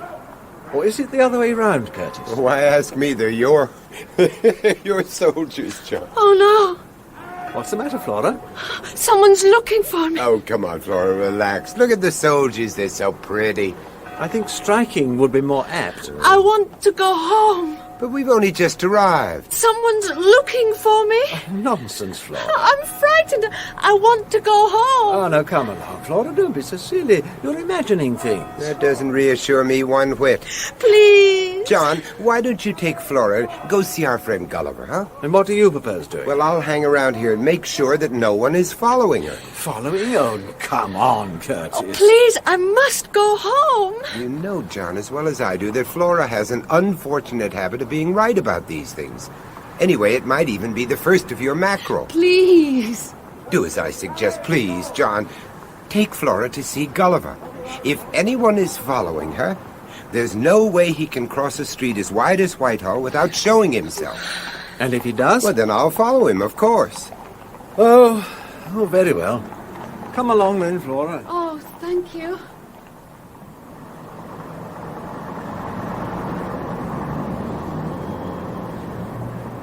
There's no one following us yet. He's still looking for me. Well, I wish he'd show himself if he's going to. Oh, so do I wish he'd show himself. I wish he'd show himself. Oh, I'm frightened. There, Flora. There's nothing to be frightened of. You're quite safe enough with me, I promise. Oh, there he is! Oh! Poor devil.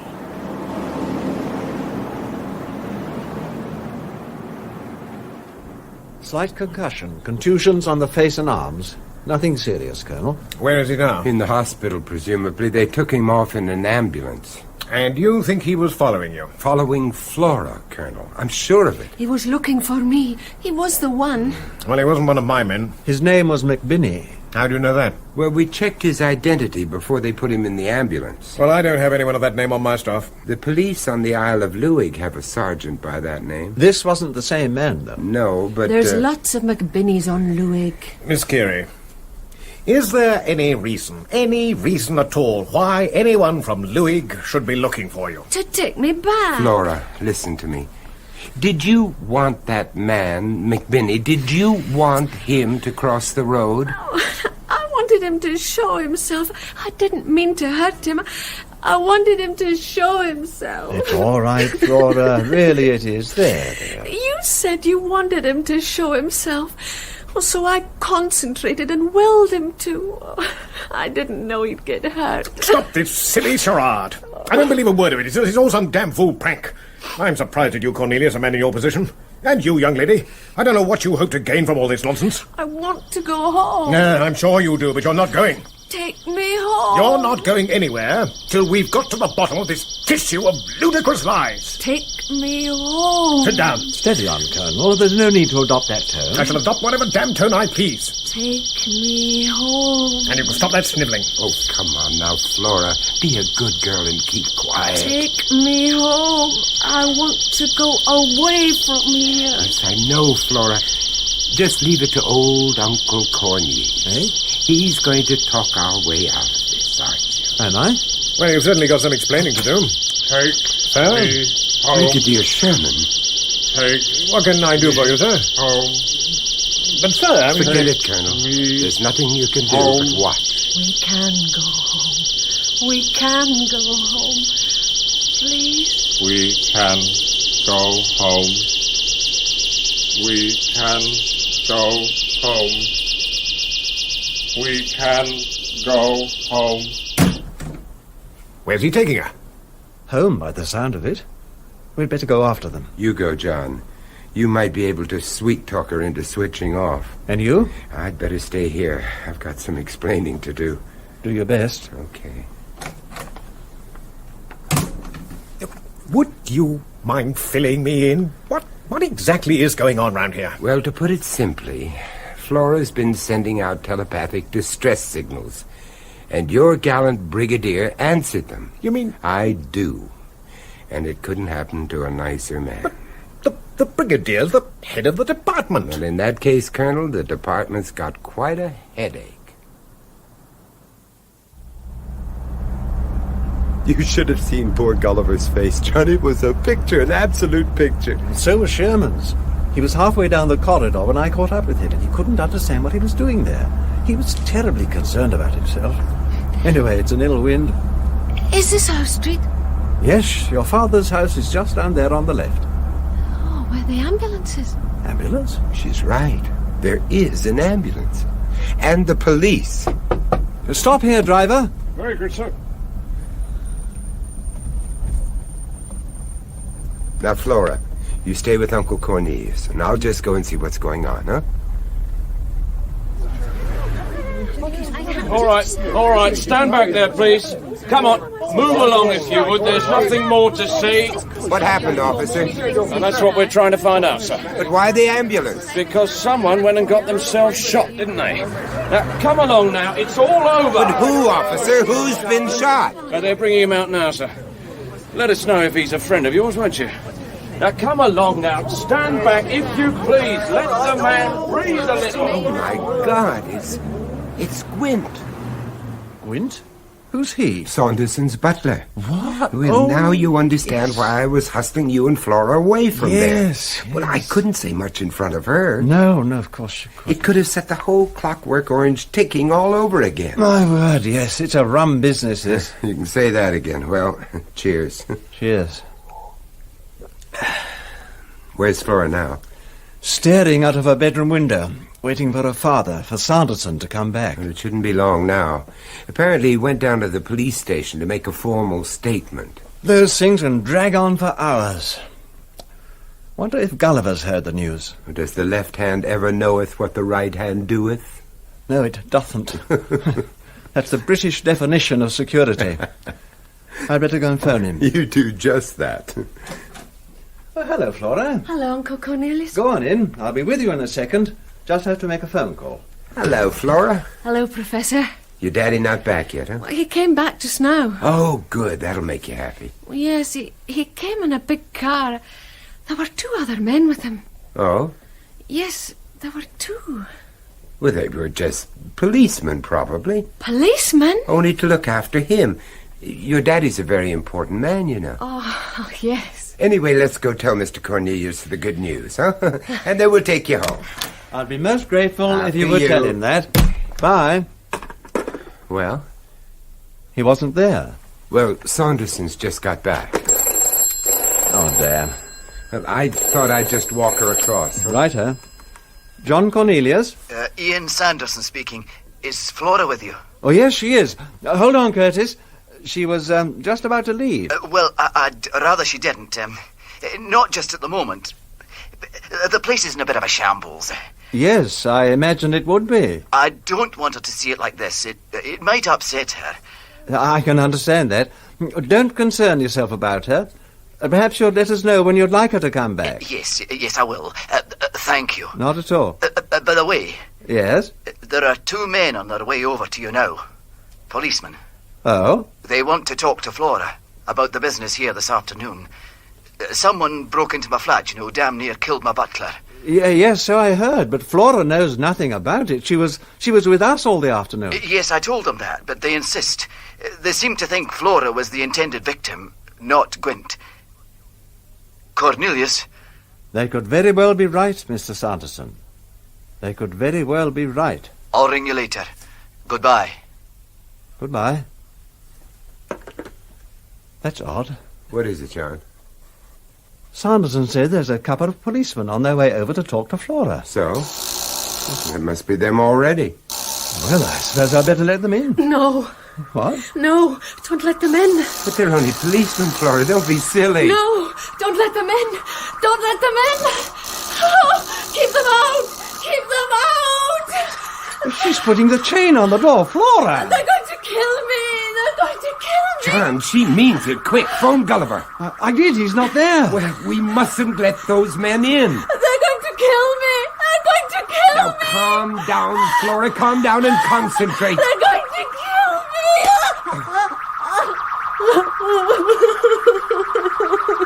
Now, listen to me, Flora. They can't kill you if you want them to go away.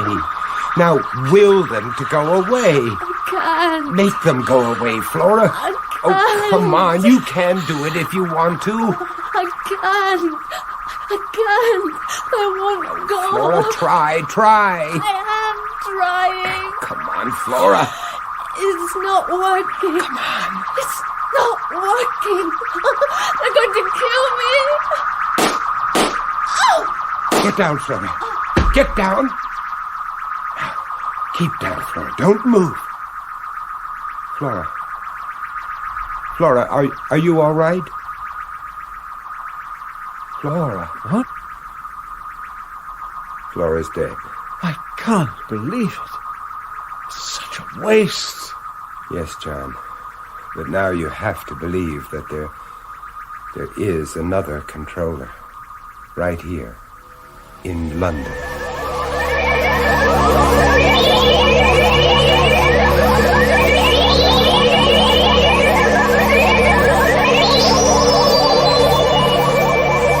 That was part 4 of Aliens in the Mind, co-starring Vincent Price as Curtis Lark and Peter Cushing as John Cornelius, with Sandra Clark as Flora Curie, Fraser Carr, Ian Sanderson, William Eadle, Gulliver, Clifford Norgate, Brigadier Sherman, and Michael Harbour as Gwent. Aliens in the Mind was written by René Basilico from an idea by Robert Holmes. Production by John Dias.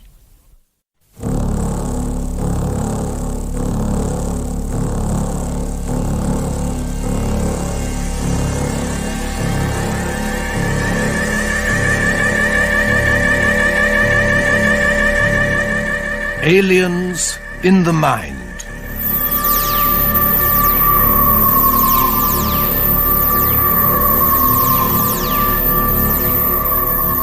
Co-starring Vincent Price as Curtis Lark and Peter Cushing as John Cornelius.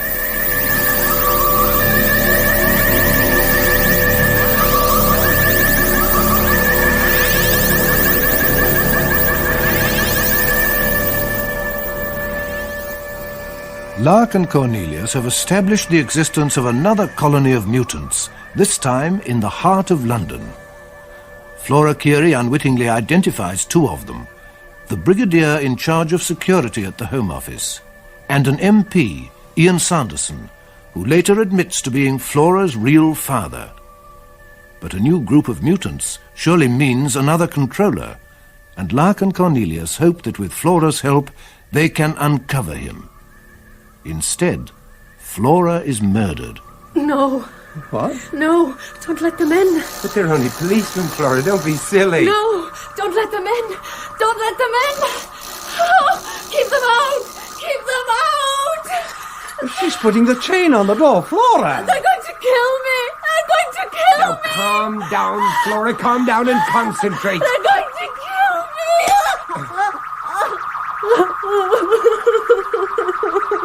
Now, listen to me, Flora. They can't kill you if you want them to go away. Now, will them to go away. I can't. Make them go away, Flora. I can't. Oh, come on. You can do it if you want to. I can't. I won't go. Flora, try. I am trying. Come on, Flora. It's not working. Come on. It's not working. They're going to kill me. Get down, Flora. Get down. Now, keep down, Flora. Don't move. Flora, are you all right? Flora. What? Flora's dead. I can't believe it. Such a waste. Yes, John. But now you have to believe that there is another controller. Right here. In London. Part 5. Genetic Revelations.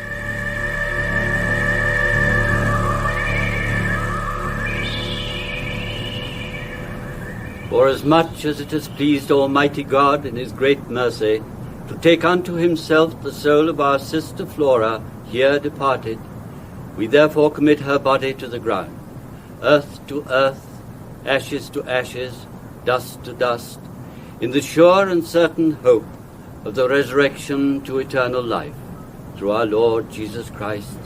Amen. Amen. Amen.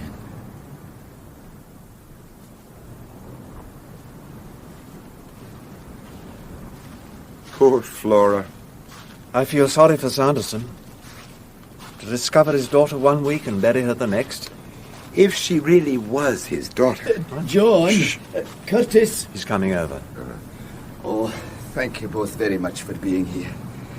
It would have been pretty lonely without you. Well, it was the least we could do. She had no other friends here in London. Not much of a send-off, was it? Just the three of us. It would have been different on Luig. Yes. She really belonged to that island. Poor Flora. She didn't even know why she died, did she? Or did she? Well, Well, damn it, I've a right to know. And you both know more than you've ever let on. Ian, why don't you come back to my place and have a drink with us? Aye, all right. I will. Refill? Aye, thank you. Curtis? No, thanks. I'm fine for the moment. So it looks as if Flora's murder was not the first. What you're saying is that her mother was murdered too? Yes, I'm afraid so. And you're convinced that the shock of that event was sufficient to unhinge the poor girl? Yes. And but for that, she would have become aware of her own power over these so-called mutants on Luig? Yes, that's right. But we know now it's not limited to Luig. Quite a number of them are established here in London. With a controller behind them. An unknown controller, what's more. Seems incredible to me. Are you sure? Really sure of your facts? Positively. Do you know the names of these mutants? Well, Ian, we're looking at one right now. You. Me? You mean I? We're sorry. Truly sorry. You're crazy. Out of your minds, both of you. Can you explain why else you would walk into a psychiatrist's consulting room and just lead Flora away? Me? Yes, you knocked him unconscious with your walking cane and you manhandled his assistant. And then you just left Flora in the street as if she were a total stranger. It's not true. It's just not possible. I'm afraid it is, Ian. That same psychiatrist was here with us in this very apartment when you did the whole thing over again. We saw you. I've no recollection of doing any of those things. Absolutely none. That's par for the course. They were actions motivated not by your own thought processes, but by Flora's. That's why you don't remember them. You see, you simply obey them blindly. But why was I the only one? Why didn't any of the other mutants respond to her signals? Well, you were probably the only one within range. We think a mile is the limit this power can carry. At least that's been our experience. I wouldn't mind another scotch now, John. May I? Oh, please, help yourself. Oh, thank you. I feel dirty somehow. It's as though my mind had been raped. It's not a nice feeling, not being able to call your mind your own. We had to tell you. Oh, aye, I realise that, but... Well, it's ruined my career, of course. Wiped out everything I'd ever hoped to achieve. Oh, no, that may not necessarily be true, Ian. You see, you are the first mutant to know that he's a mutant. I'm sorry to use that word, but... Oh, there's no other way to put it, is there? No. Go on. Well, now you know what is being done to you. You may at least be aware of the actions you have taken and be able to counter them in some way. It is possible, Ian. Aye, well, I hope you're both right. And it could be of immense value to us. You see, we don't know who your controller is. The one who ordered Flora's death? Yes. And we must uncover him. I don't think we can do that without your help. Aye. I should like to uncover him. I should like that very much indeed. Good. Then let's start by asking if you are really quite sure that Flora was your daughter. Yes. Of course, aren't you? Are you positive Flora didn't put the idea into your head, quite literally? Oh, the thought never crossed my mind. Oh, it's going to take me a little while to grasp the full potential of this phenomenon, I can see. Yes, it is rather frightening, I must admit. Did Flora put the idea into my mind? It's an ingenious idea, Curtis. But no, definitely no. No, I knew Flora Carey was my child before she was even born. It was the reason that I had to stop seeing her mother. I had to let Flora be passed off as Angus Carey's daughter. The people on the island are pretty straight-laced even today, and any sort of scandal would have been enough for them to rescind my scholarship to the university. For who to rescind the scholarship? The Fellowship of the Church in Luig. What's the matter, Curtis? Well, I don't know what you're going to say to this, but... Well, Ian, every member of that fellowship is a mutant. Except the minister. Donald Sculler. And for some reason we haven't yet fathomed, he was in cahoots with Molly Kyle, Luig's controller. Molly Kyle? The controller? Are you sure? Oh, yes. Yeah. She was a great friend of my parents. They were both members of the fellowship. Aye. It's snowballing even as we talk about it. Tell us about that scholarship of yours, Ian. Well, it's straightforward enough. It's a simple trust set up to pay for the further education of the brighter children on the island. Normally, they're sent away to school in the mainland and then on through university, all expenses paid. Were there many such scholarships? 3 or 4 a year on average. Boys and girls? Aye. Can you remember any of their names? Of course. Do you know who their parents were? Don't you mean, can I remember if their parents were members of the fellowship? Yes, that's exactly what he means, in a roundabout way. Aye, well, I can easily check that up and let you know. Oh, that's excellent. Excuse me, I just better see who that is. You know, Ian, I can't help asking myself if all those brighter children who received scholarships were like you. You mean mutants? Yes. And are they all holding down important jobs like you? Curtis, are you saying that there is a conspiracy to take over the country? I don't know. I just don't know. That's odd. What is, John? There are 2 of Gulliver's men at the door. Huh? They want us to accompany them to the Home Office. But who says they're Gulliver's men? Can you be sure? I mean, have you had them checked? Well, their papers are all in order. But they want you to bring your passport with you. My passport? What the hell for? But apparently there have been formal complaints laid against us. What? By who? By a certain member of Parliament. By you, Ian.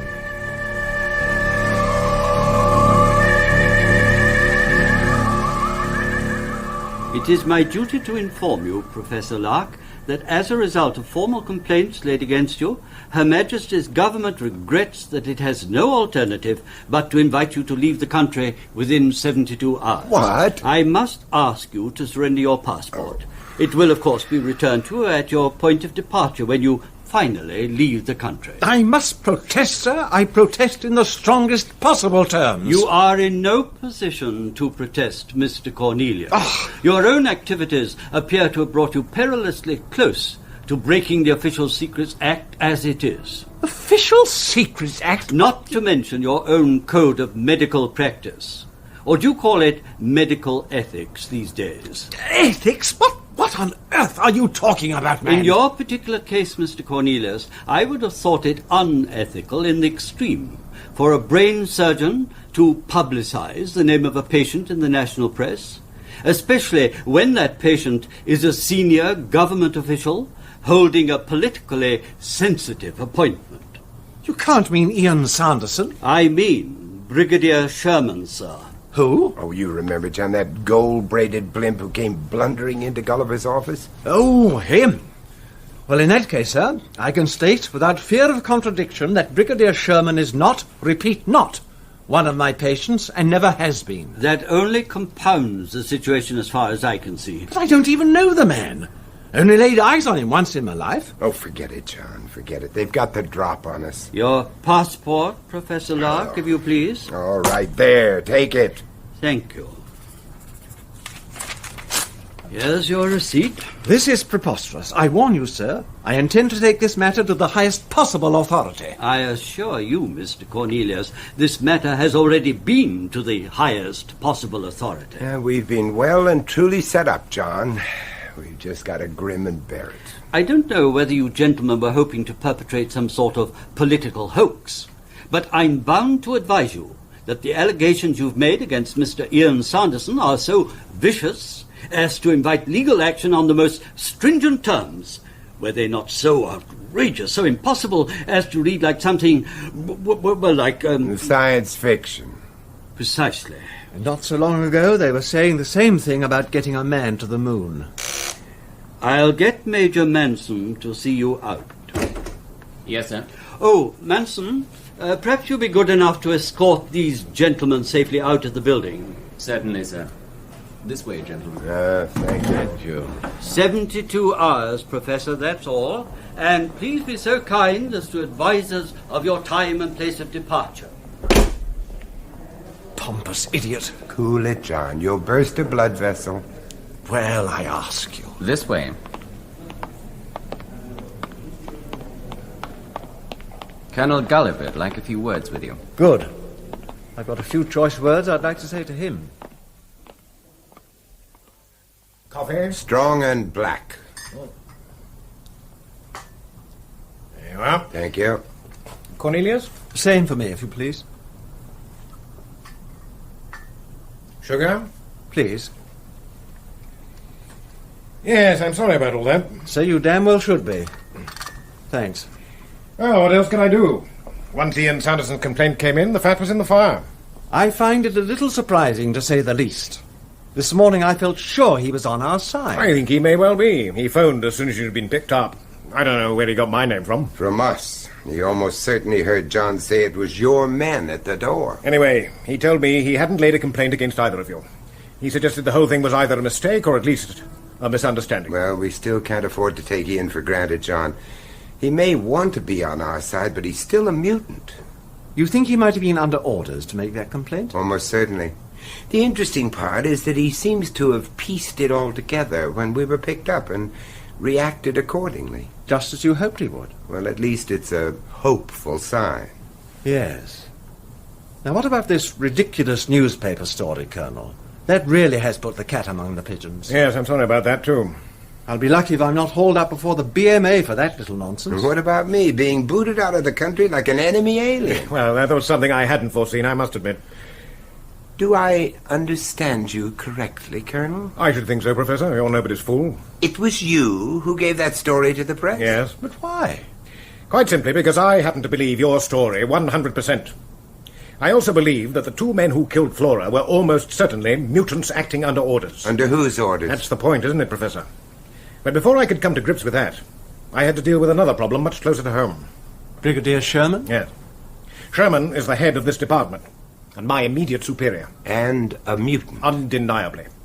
And quite possibly acting under orders, even here, in this building. If this investigation was to get anywhere, I had to get rid of the Brigadier. I don't see how leaking the story to the press can help. Well, it brings the investigation out into the open, Curtis, into what is called public domain. More than that, it pinpoints Sherman as the key figure in what could be a very embarrassing front-page story. And how have your lords and masters reacted so far to this devious scheme of yours? Brigadier Sherman, even now, is en route for the south of France for a period of indefinite leave pending a full investigation. And I'm in charge of that investigation. Congratulations. And I am to be deported. More congratulations. Relax, Professor. I've already made application for that order to be rescinded. Do I get my passport back? Not until I've completed my inquiries. I'm afraid I just can't allow you to leave the country. And to think Britain used to be called the cradle of democracy. That was Greece, dear boy. Oh.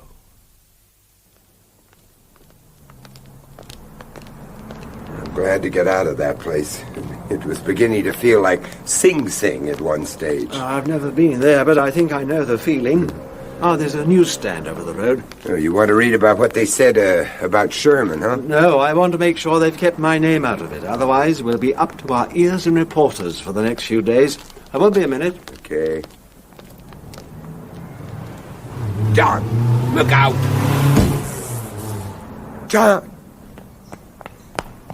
John, are you all right? Oh, it's my arm. Is it broken? No, I don't think so. Oh, that damn driver could have killed me. Oh, well, that was almost certainly his intention. Oh, you serious, dear boy? You bet I'm serious. Me in America and you in the hospital or worse? No doubt about it, John. Somebody's marked our card. With a vengeance. Oh. Come in. Morning, John. Good morning, Curtis. How's the arm? Oh, it's as well as can be expected, if I might coin a phrase. Well, maybe this'll cheer you up, huh? Oh. Yeah, look, there. 4-minute egg, I remembered. Well, coffee, orange juice, toast, and marmalade, nice. the lot. Just like Mother used to make. Shall I feed you? Oh, no, thanks. I think I can cope, yeah. What have you got there? Oh, this? Mm-hmm. It's from Saunderson. He must have pushed it through the letterbox first thing this morning. It's a list of all those he can remember as having been educated by the Trust. It's an interesting little collection of names. Plus details of parentage, of course. All very comprehensive. Here, see for yourself. Colonel Gulliver should read this. He may be able to track these people down. Yes, and find out what they're doing now. I was checking Hugh's observations against these facts that Saunderson has given us. And what did you find? Nothing. It's as though I had a key in my hand and couldn't find a lock to fit it. I wonder if I've got the answer. What's that? I couldn't sleep much last night. This wretched arm kept me awake. And the strange thing was, I couldn't get Flora's mother out of my mind. Flora's mother? But why, huh? Well, according to Flora, her mother was murdered by Molly Kyle because she had begotten Flora in sin, as she put it. Yeah, with the young Ian Saunderson. Yes. Well, now, why would Molly Kyle suddenly punish a mutant for something they'd done 13 or 14 years before? Perhaps she'd only just found out. But how? And who could have told her? Only Ian Sanderson and Flora's mother knew the secret. He had left the island, and she would never have risked breaking up her marriage. Not after 13 years, certainly. Then the answer must have been Flora herself. Exactly. And when Flora suddenly started developing into a controller... It must have given our Molly one hell of a shock. To put it mildly. And what's more, Molly would have known instantly how it had happened. Yeah. What do you know about Flora's assumed father, Angus Keary? Well, he wasn't a mutant, but his father was. Ah. Oh, where does Sanderson say that? He doesn't. Huh? I marked all the passages in Hugh's notebook that refer to Flora. Here, look, see? Good. Then what about Flora's mother? Well, just a minute. Let's see. No, both her parents were mutants. And so were Sanderson's. He told us that himself. All right, so we have a working hypothesis. A controller is born out of the union of two mutants, and the parents of both of them must be mutants too. Oh, we may have to go back even further than that, John. We can't be sure. I know, but it's enough to be getting on with, surely. Okay. There are half a dozen names on this list who have two mutant parents. And a lot of their grandparents will be dead by now, so we can't check them out. Exactly. So any one of these could be a controller. John, supposing none of them were controllers. Oh, come on, Curtis. There must be two whole generations here. There has to be at least one controller. If not, where else do we find him? That's the big question, John. And the answer gives me a feeling like hairy-legged spiders crawling over my scalp. As in this country, we call that dandruff. Uh-oh. You know, for a so-called upright Englishman, you spend an awful lot of your time burbling on your backside. Well, I have a poorly arm, and I had to enjoy this delicious breakfast which you prepared for me with such loving care. Well, you finished it now, so Yes. you've absolutely no excuse for staying in bed any longer. Come on now, get up. All right. And let's go over to Sanderson's place. It's important, John. Come on. Can I offer you something? Tea?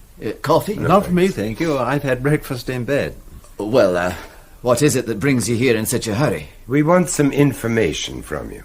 About this educational trust. Oh, aye. Yeah, where was it administered? On Luig, of course, Curtis, by the fellowship. No. That's where the beneficiaries are, where the scholarships are awarded. We want to know where the money is. It can't just be suspended in space. I mean, someone has to be responsible for it, for its investment, for collecting and distributing the interest. If we could find out who does that... We'll be getting much closer to the truth. Aye, well, it's administered here in London by a small merchant bank. I should know because I'm a member of its board of directors. You are? What are we waiting for? Well, if it'll help, I'll make an appointment for you to meet the bank's chairman. Well, fine.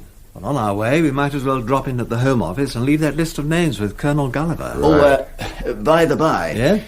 if you'd care to come and look out of the window. Look, down there. See that man in a dark jacket and pinstripe trousers? And what about him? Well, he's been there for 2.5 hours. I just thought it rather strange. Ah, it might be one of Gulliver's men. On the other hand, it might not. Anyway, if he follows us to the bank, I think we'd be justified in asking him for his account number.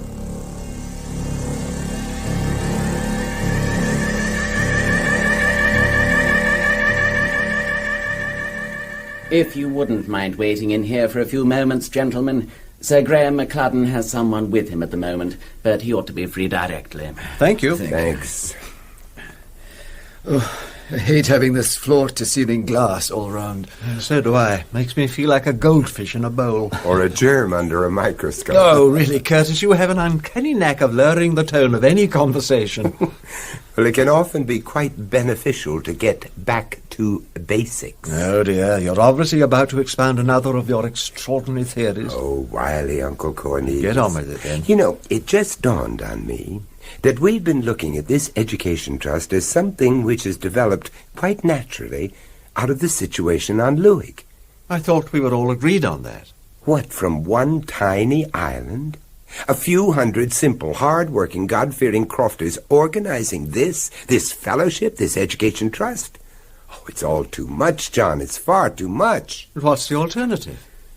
That Luig may have started as an accident of nature, but it has been deliberately built up, exploited, for the sole purpose of producing mutants who can be groomed for high office, like Ian here, or Brigadier Sherman. And half the names on Ian's list, I shouldn't be surprised. Right. You mean it's been set up like a sort of mutant breeder unit? More like a stud farm. Oh, it's horrible. Yes, especially when you think of Molly Kyle and the Reverend Donald Schoolar as the farmers. Farm managers, more likely. Now, if you're right, then the real villains, the masterminds of this business, are hiding behind the facade of this merchant bank. All this plate-glass opulence around us. Excuse me, gentlemen. Sir Graham is free to see you now.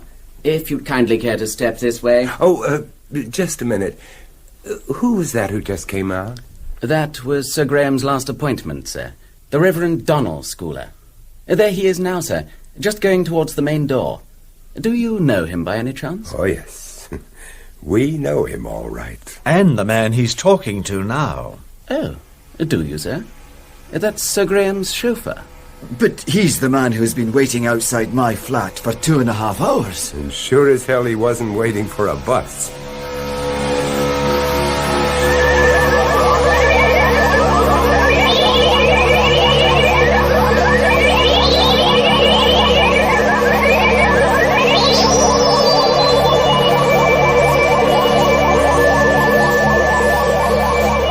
That was part 5 of Aliens in the Mind, co-starring Vincent Price as Curtis Lark and Peter Cushing as John Cornelius, with Fraser Carr as Ian Sanderson, William Eadle, Gulliver, James Thomason, Home Office official, and Andrew Sear as Manson.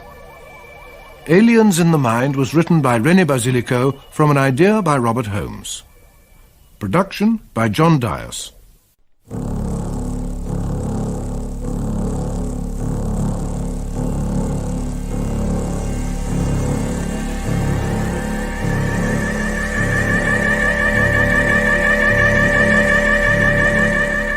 Aliens in the Mind.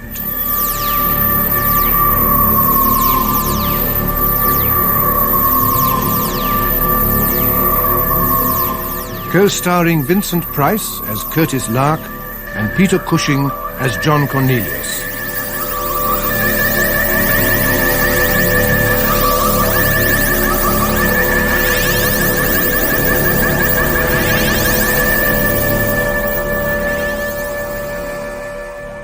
When Flora Curie is murdered, Lark and Cornelius decide to tell her father, the MP Ian Sanderson, that he is himself a mutant, able to be manipulated by the unidentified controller, the same person who ordered his daughter's death. Shocked and horrified, Sanderson agrees to help them trace the organization back to its source. Their search finally leads them to an educational trust, with headquarters at a merchant bank in the city. We've been looking at this education trust as something which has developed quite naturally out of the situation on Luig. I thought we were all agreed on that. What, from one tiny island? A few hundred simple, hard-working, God-fearing crofters organizing this fellowship, this education trust? But what's the alternative? That Luig may have started as an accident of nature, but it has been deliberately built up, exploited, for the sole purpose of producing mutants who can be groomed for high office, like Ian here, or Brigadier Sherman. And half the names on Ian's list, I shouldn't be surprised. Right. You mean it's been set up like a sort of mutant breeder unit? More like a stud farm. Oh, it's horrible. Yes, especially when you think of Molly Kyle and the Reverend Donald Schoolar as the farmers. Farm managers, more likely. Now, if you're right, then the real villains, the masterminds of this business, are hiding behind the facade of this merchant bank. All this plate-glass opulence around us. Excuse me, gentlemen. Sir Graham is free to see you now. Just a minute. Who was that who just came out? That was Sir Graham's last appointment, sir. The Reverend Donald Schooler. There he is now, sir, just going towards the main door. Do you know him by any chance? Oh, yes. We know him all right. And the man he's talking to now. Oh, do you, sir? That's Sir Graham's chauffeur. But he's the man who's been waiting outside my flat for 2.5 hours. And sure as hell he wasn't waiting for a bus. Part 6. Final Tribulations. Come in, if you please, gentlemen. Sir Graham will see you now. Thank you. Ah, come in, Ian. It's nice to see you again. Thank you, You seem to Graham. have been away for ages. Aye. Graham, may I introduce John Cornelius, the eminent brain surgeon? Mr. Cornelius. It's good of you to see us, Sir Graham. And Professor Curtis Lark. Professor. Hello, sir. Nice office you have here, Sir Graham. Must be a good working environment. Perfect. But then luxury always is. Yes. Won't you sit down, gentlemen? Thank you. Thank you. Now, what brings two such unlikely visitors through the hallowed portals of a merchant bank? Money. What else, Sir Graham? Well, at least you've come to the right man. We sincerely hope so. Well, tell me all about it. What's your problem? We've just returned from the Isle of Luig. Do you know the Isle of Luig, Sir Graham? Well, of course I do. I was born there. What a coincidence. What? Oh, you mean because of Ian? Not really. Were you also educated on the island, Sir Graham? To start with, of course, but then my family emigrated to Canada. Oh, but that was years and years ago. Graham, was the Luig Educational Trust in existence in those days? Of course not, Ian. That wasn't until just before the war, 1938 or 9.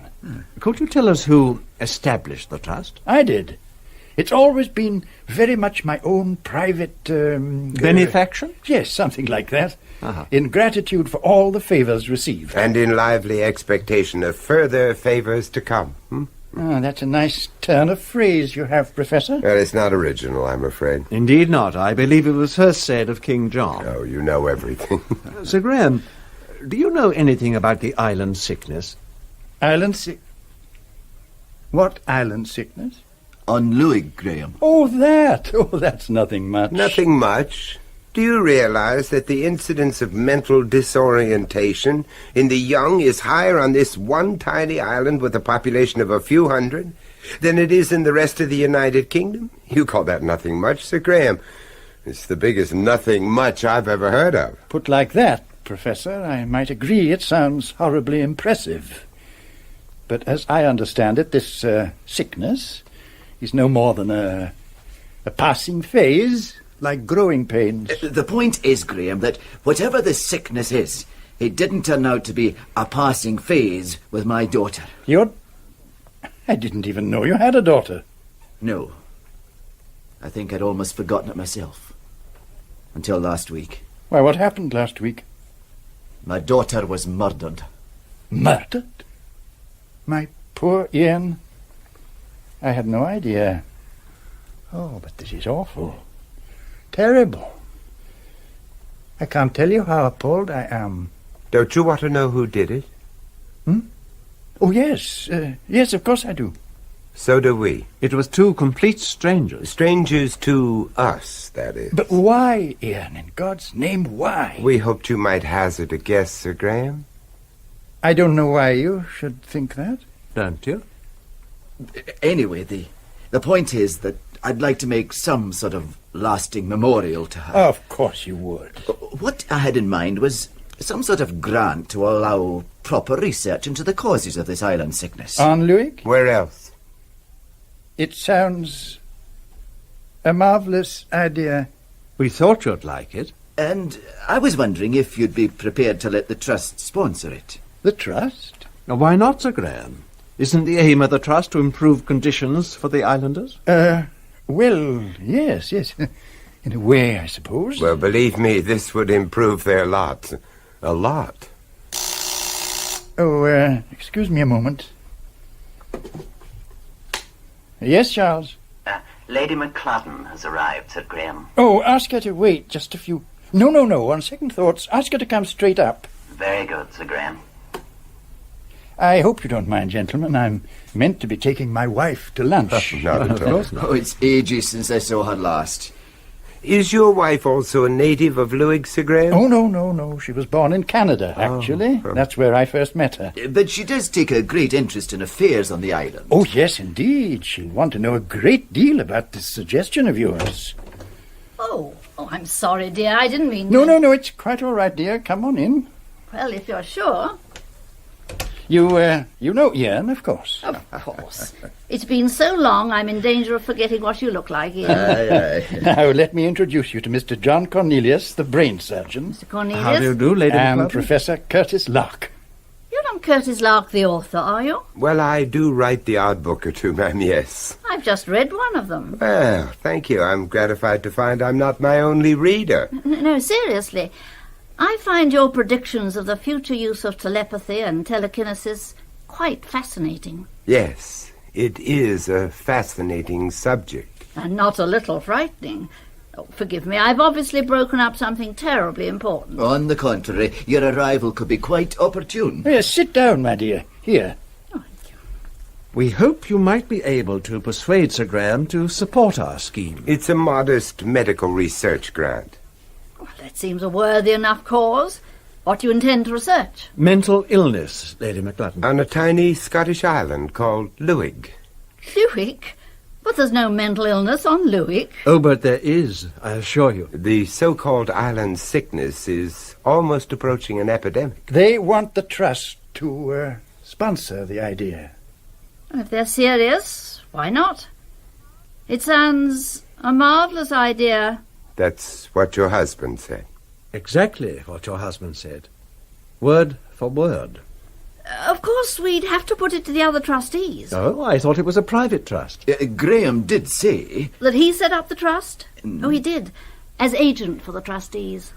Could we approach them? Well, I don't see why not. When? When what? Or when could we put it to them? Tonight, if you like.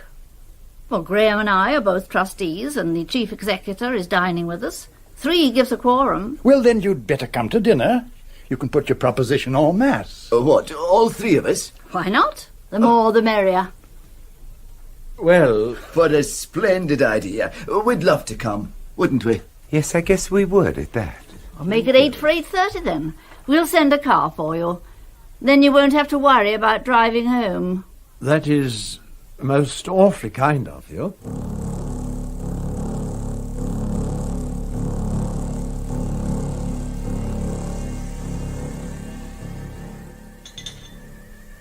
Drink, Curtis? No, thanks. I want to have that wide-awake feeling all evening.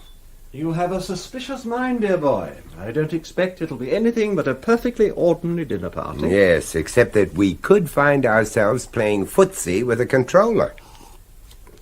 You think it's McClellan, don't you? Well, I don't know. But it's not a bad position for a controller to be in, now is it? I mean, head of a merchant bank, finger in every pie, pulling every string. Sounds awfully messy. It sounds terribly legitimate. What better front could a controller have? You're right about that. Every snippet of information in the right hands could be worth $1 million. Don't you have pounds over here anymore?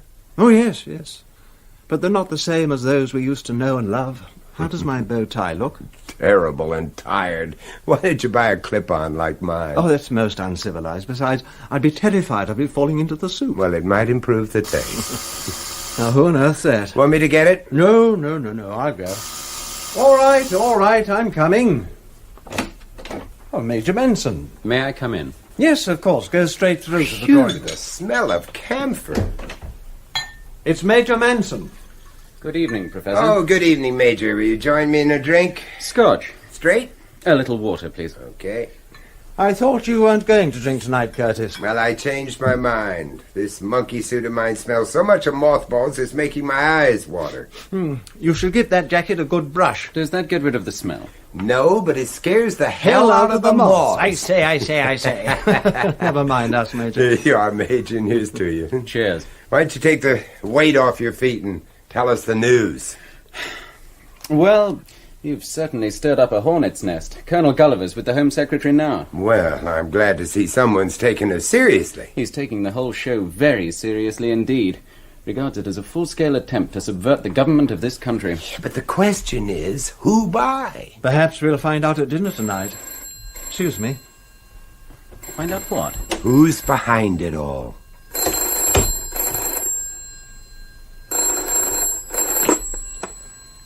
John Cornelius here. Oh, it's Ian Sanderson here. Oh, hello. Hi. I've just seen Sir Graham's car pull up outside your door, but I think the chauffeur's coming to you first, so I'll be down in a couple of minutes. Oh, well, thank you. See you in a few moments, then. Aye, fine. Bye. Bye. That's odd. It's very odd. Something come up, John? No. Well, at least... What? Oh, that was Sanderson. He rang to say McLadden's chauffeur is on his way up for us. Simple courtesy, surely. Well, I don't know. He warned us once before, didn't he, Curtis? Yes, you're right. When Flora got killed. You think he's trying to warn you again? It's possible. Hello. The trouble is, once a mutant, always a mutant. We can never be sure. Here goes. John? Yes? Be ready for anything. Mr. Cornelius, keep your body right behind the front door all the time. Don't worry, I will. What about me? You, Professor, keep clear of this doorway. Okay. Mr. Cornelius? Yes, we won't keep you a minute. Just about ready. Stay out of the way, Professor. Look out, John, he's got a Keep gun. out of the way. John, are you all right? I'm still in one piece, I think, but I'm shaking like a jelly. Oh, that's probably just the reaction. What about him? What about him? Have you ever seen him before? Yes, he was watching Sanderson's apartment this morning. And then we saw him talking to Schooler at the bank. Schooler? Yes. The preacher fellow from your island. Yeah, that's the one. Now, I wonder what brings him to town. Well, that's something else we may learn during dinner. This dinner party, where's it meant to be taking place? Oh, that's Sir Graham McLadden's. McLadden? Yes. You mean the merchant banker? Is he involved? Oh, boy, and how? Well, his chauffeur certainly was. And you're determined to go through with this dinner? Quite determined. In spite of all that's happened? Because of all that's happened. You know you could be putting your head in the lion's mouth. Well, let's hope it doesn't suffer from halitosis. Oh, I like that, John. Yeah, you're better. Do you mind if I use your phone? Oh, help yourself. What are you going to do? You'll require transport, won't you?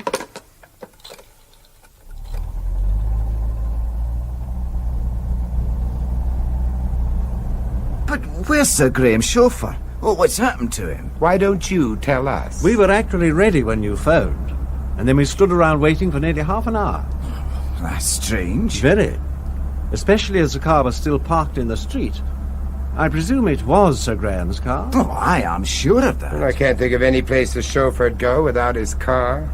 Perhaps he couldn't take it with him. Oh, the McLuddens won't think it very funny either. Aye, we're already half an hour late as it is.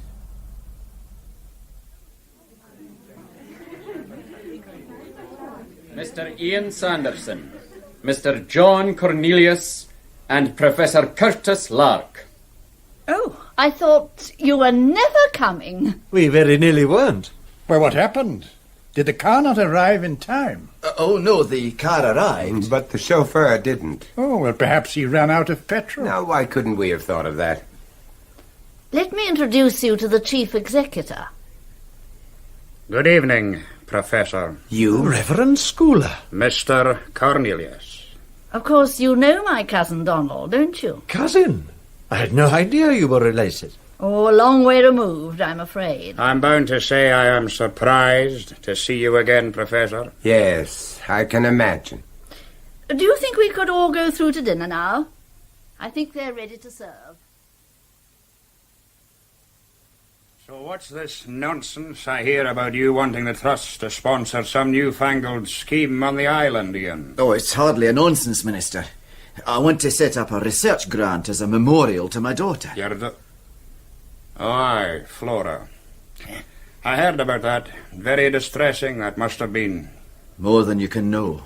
Mind, that girl would have been alive today if she had been left with us on the island, where she was safe and well cared for. Flora needed treatment, Minister. She was ill. Aye, she had the island sickness. There'd been many that had it before you came poking your nose in, and none of them seem any the worse for it. Please, Donald. Mr. Cornelius is a guest. It's a fair point, though, my dear. I mean, I suffered from it, and I came through all right. So did Ian. And so did your butler, I believe. Joshua?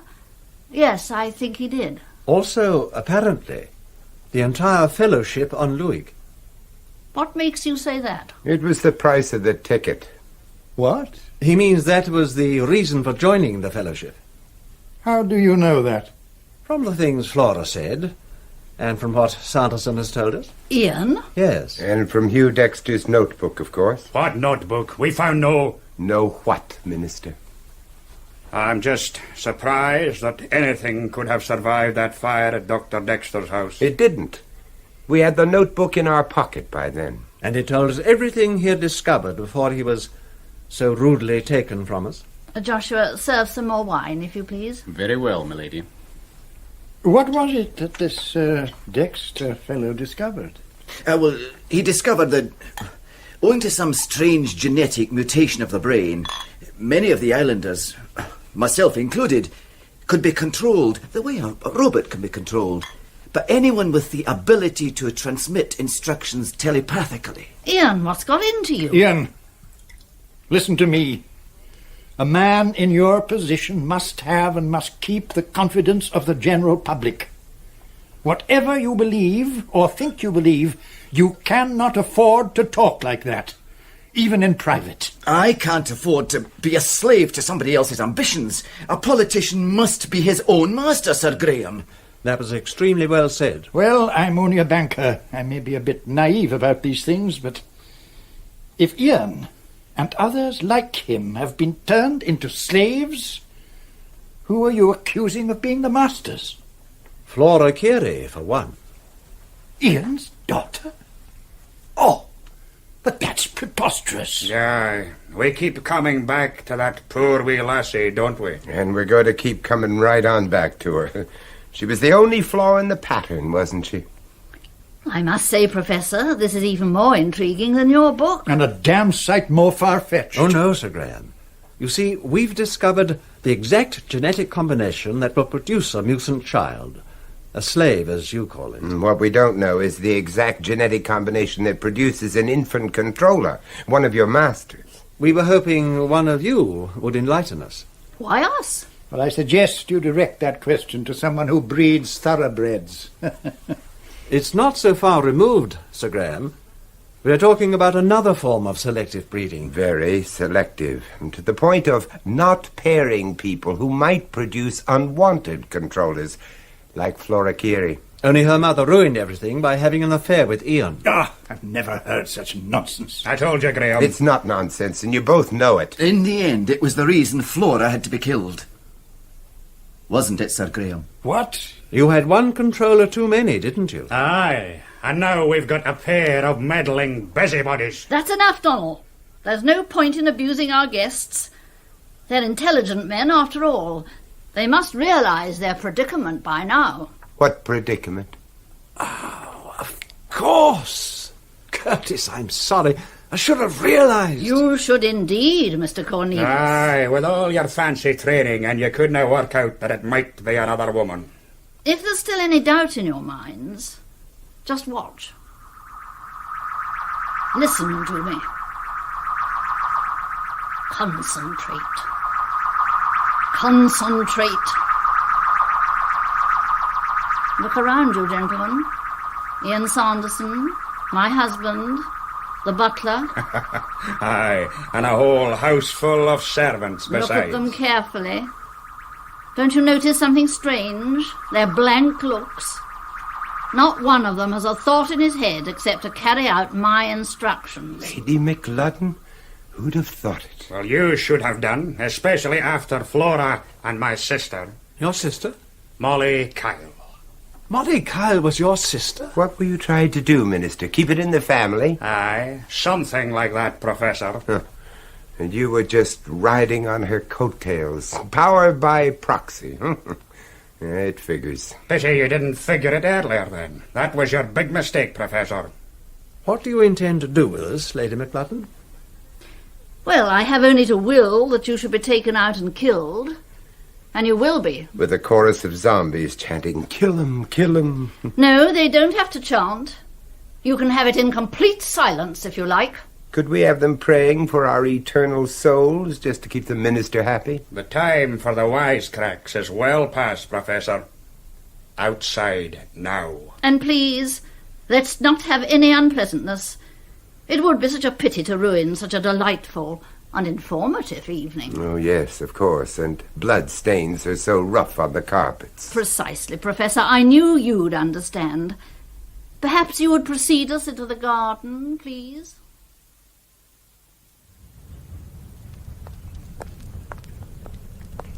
Just to the edge of the lawn, if you would.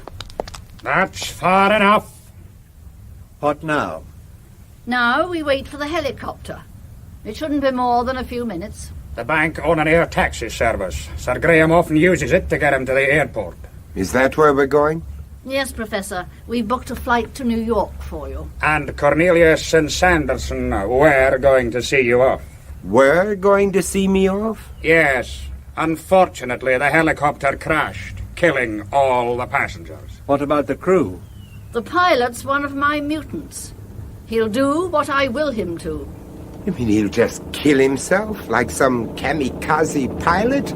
If I want him to.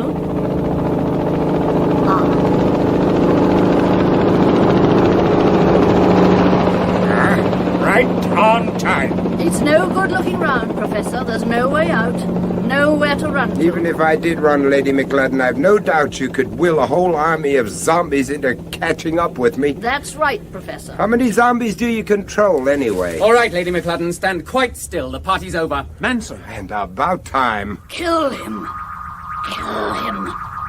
Careful, Manson. Be careful. She's the controller. Call them off, Lady McLadden. Kill him. Kill him. Call them off. Kill him. Kill him. Kill him. Kill him. Where am I? What's been happening? Mr. Cornelius, Professor, you all right? Fine, Manson, fine. You left it rather late. Yes, I'm sorry about that. My wife. My wife. What's happened to her? Caroline is dead, Graham. They have killed her. What? Oh, no. Caroline, my dear. Damn you, Lark. Damn your interfering eyes. Look out! Scholar! I half expected he would have a gun. Rather hoped he would, actually. What about Lady McLadden? She was unarmed. But why should she bother with the gun when she had a whole army of instant zombies at her command? That's what I was thinking. Well, I suppose that's the end of this business. Is it? Aye, except for picking up the pieces on Luig, I mean. Perhaps you'd allow me to look after that. You? Obviously, I can't continue in politics. I'm too big a security risk to ever achieve high office. And that's what it's really all about, isn't it? Can't you stay on the backbench? Oh, no, I don't think so. I'd keep remembering my ambitions. It'd hurt too much. No, I'd rather do something useful back home in Luig for a while, until I can think it over. What about Sir Graham? Poor man, I don't think he understands what's going on. I'm not surprised. It'll take quite a lot of explaining, believe me. Yes, Ian. And you might be the best person to do it. Aye, I'll try. Now, what about you, John? What will you do? Return to surgery before I lose my touch. And you, Curtis? Oh, I shouldn't be surprised if I've got quite a lot of traveling to do. What, back to Borneo? All over the place. I don't believe we've seen the end of this business. Oh, surely, Curtis. No, seriously. I mean, Lady McLadden came from Canada. The next controller could come from anywhere on Earth. They could spring up like mushrooms. Oh, no, don't start that again, Curtis, please. Start what? Anything. My dear John, I think it started already.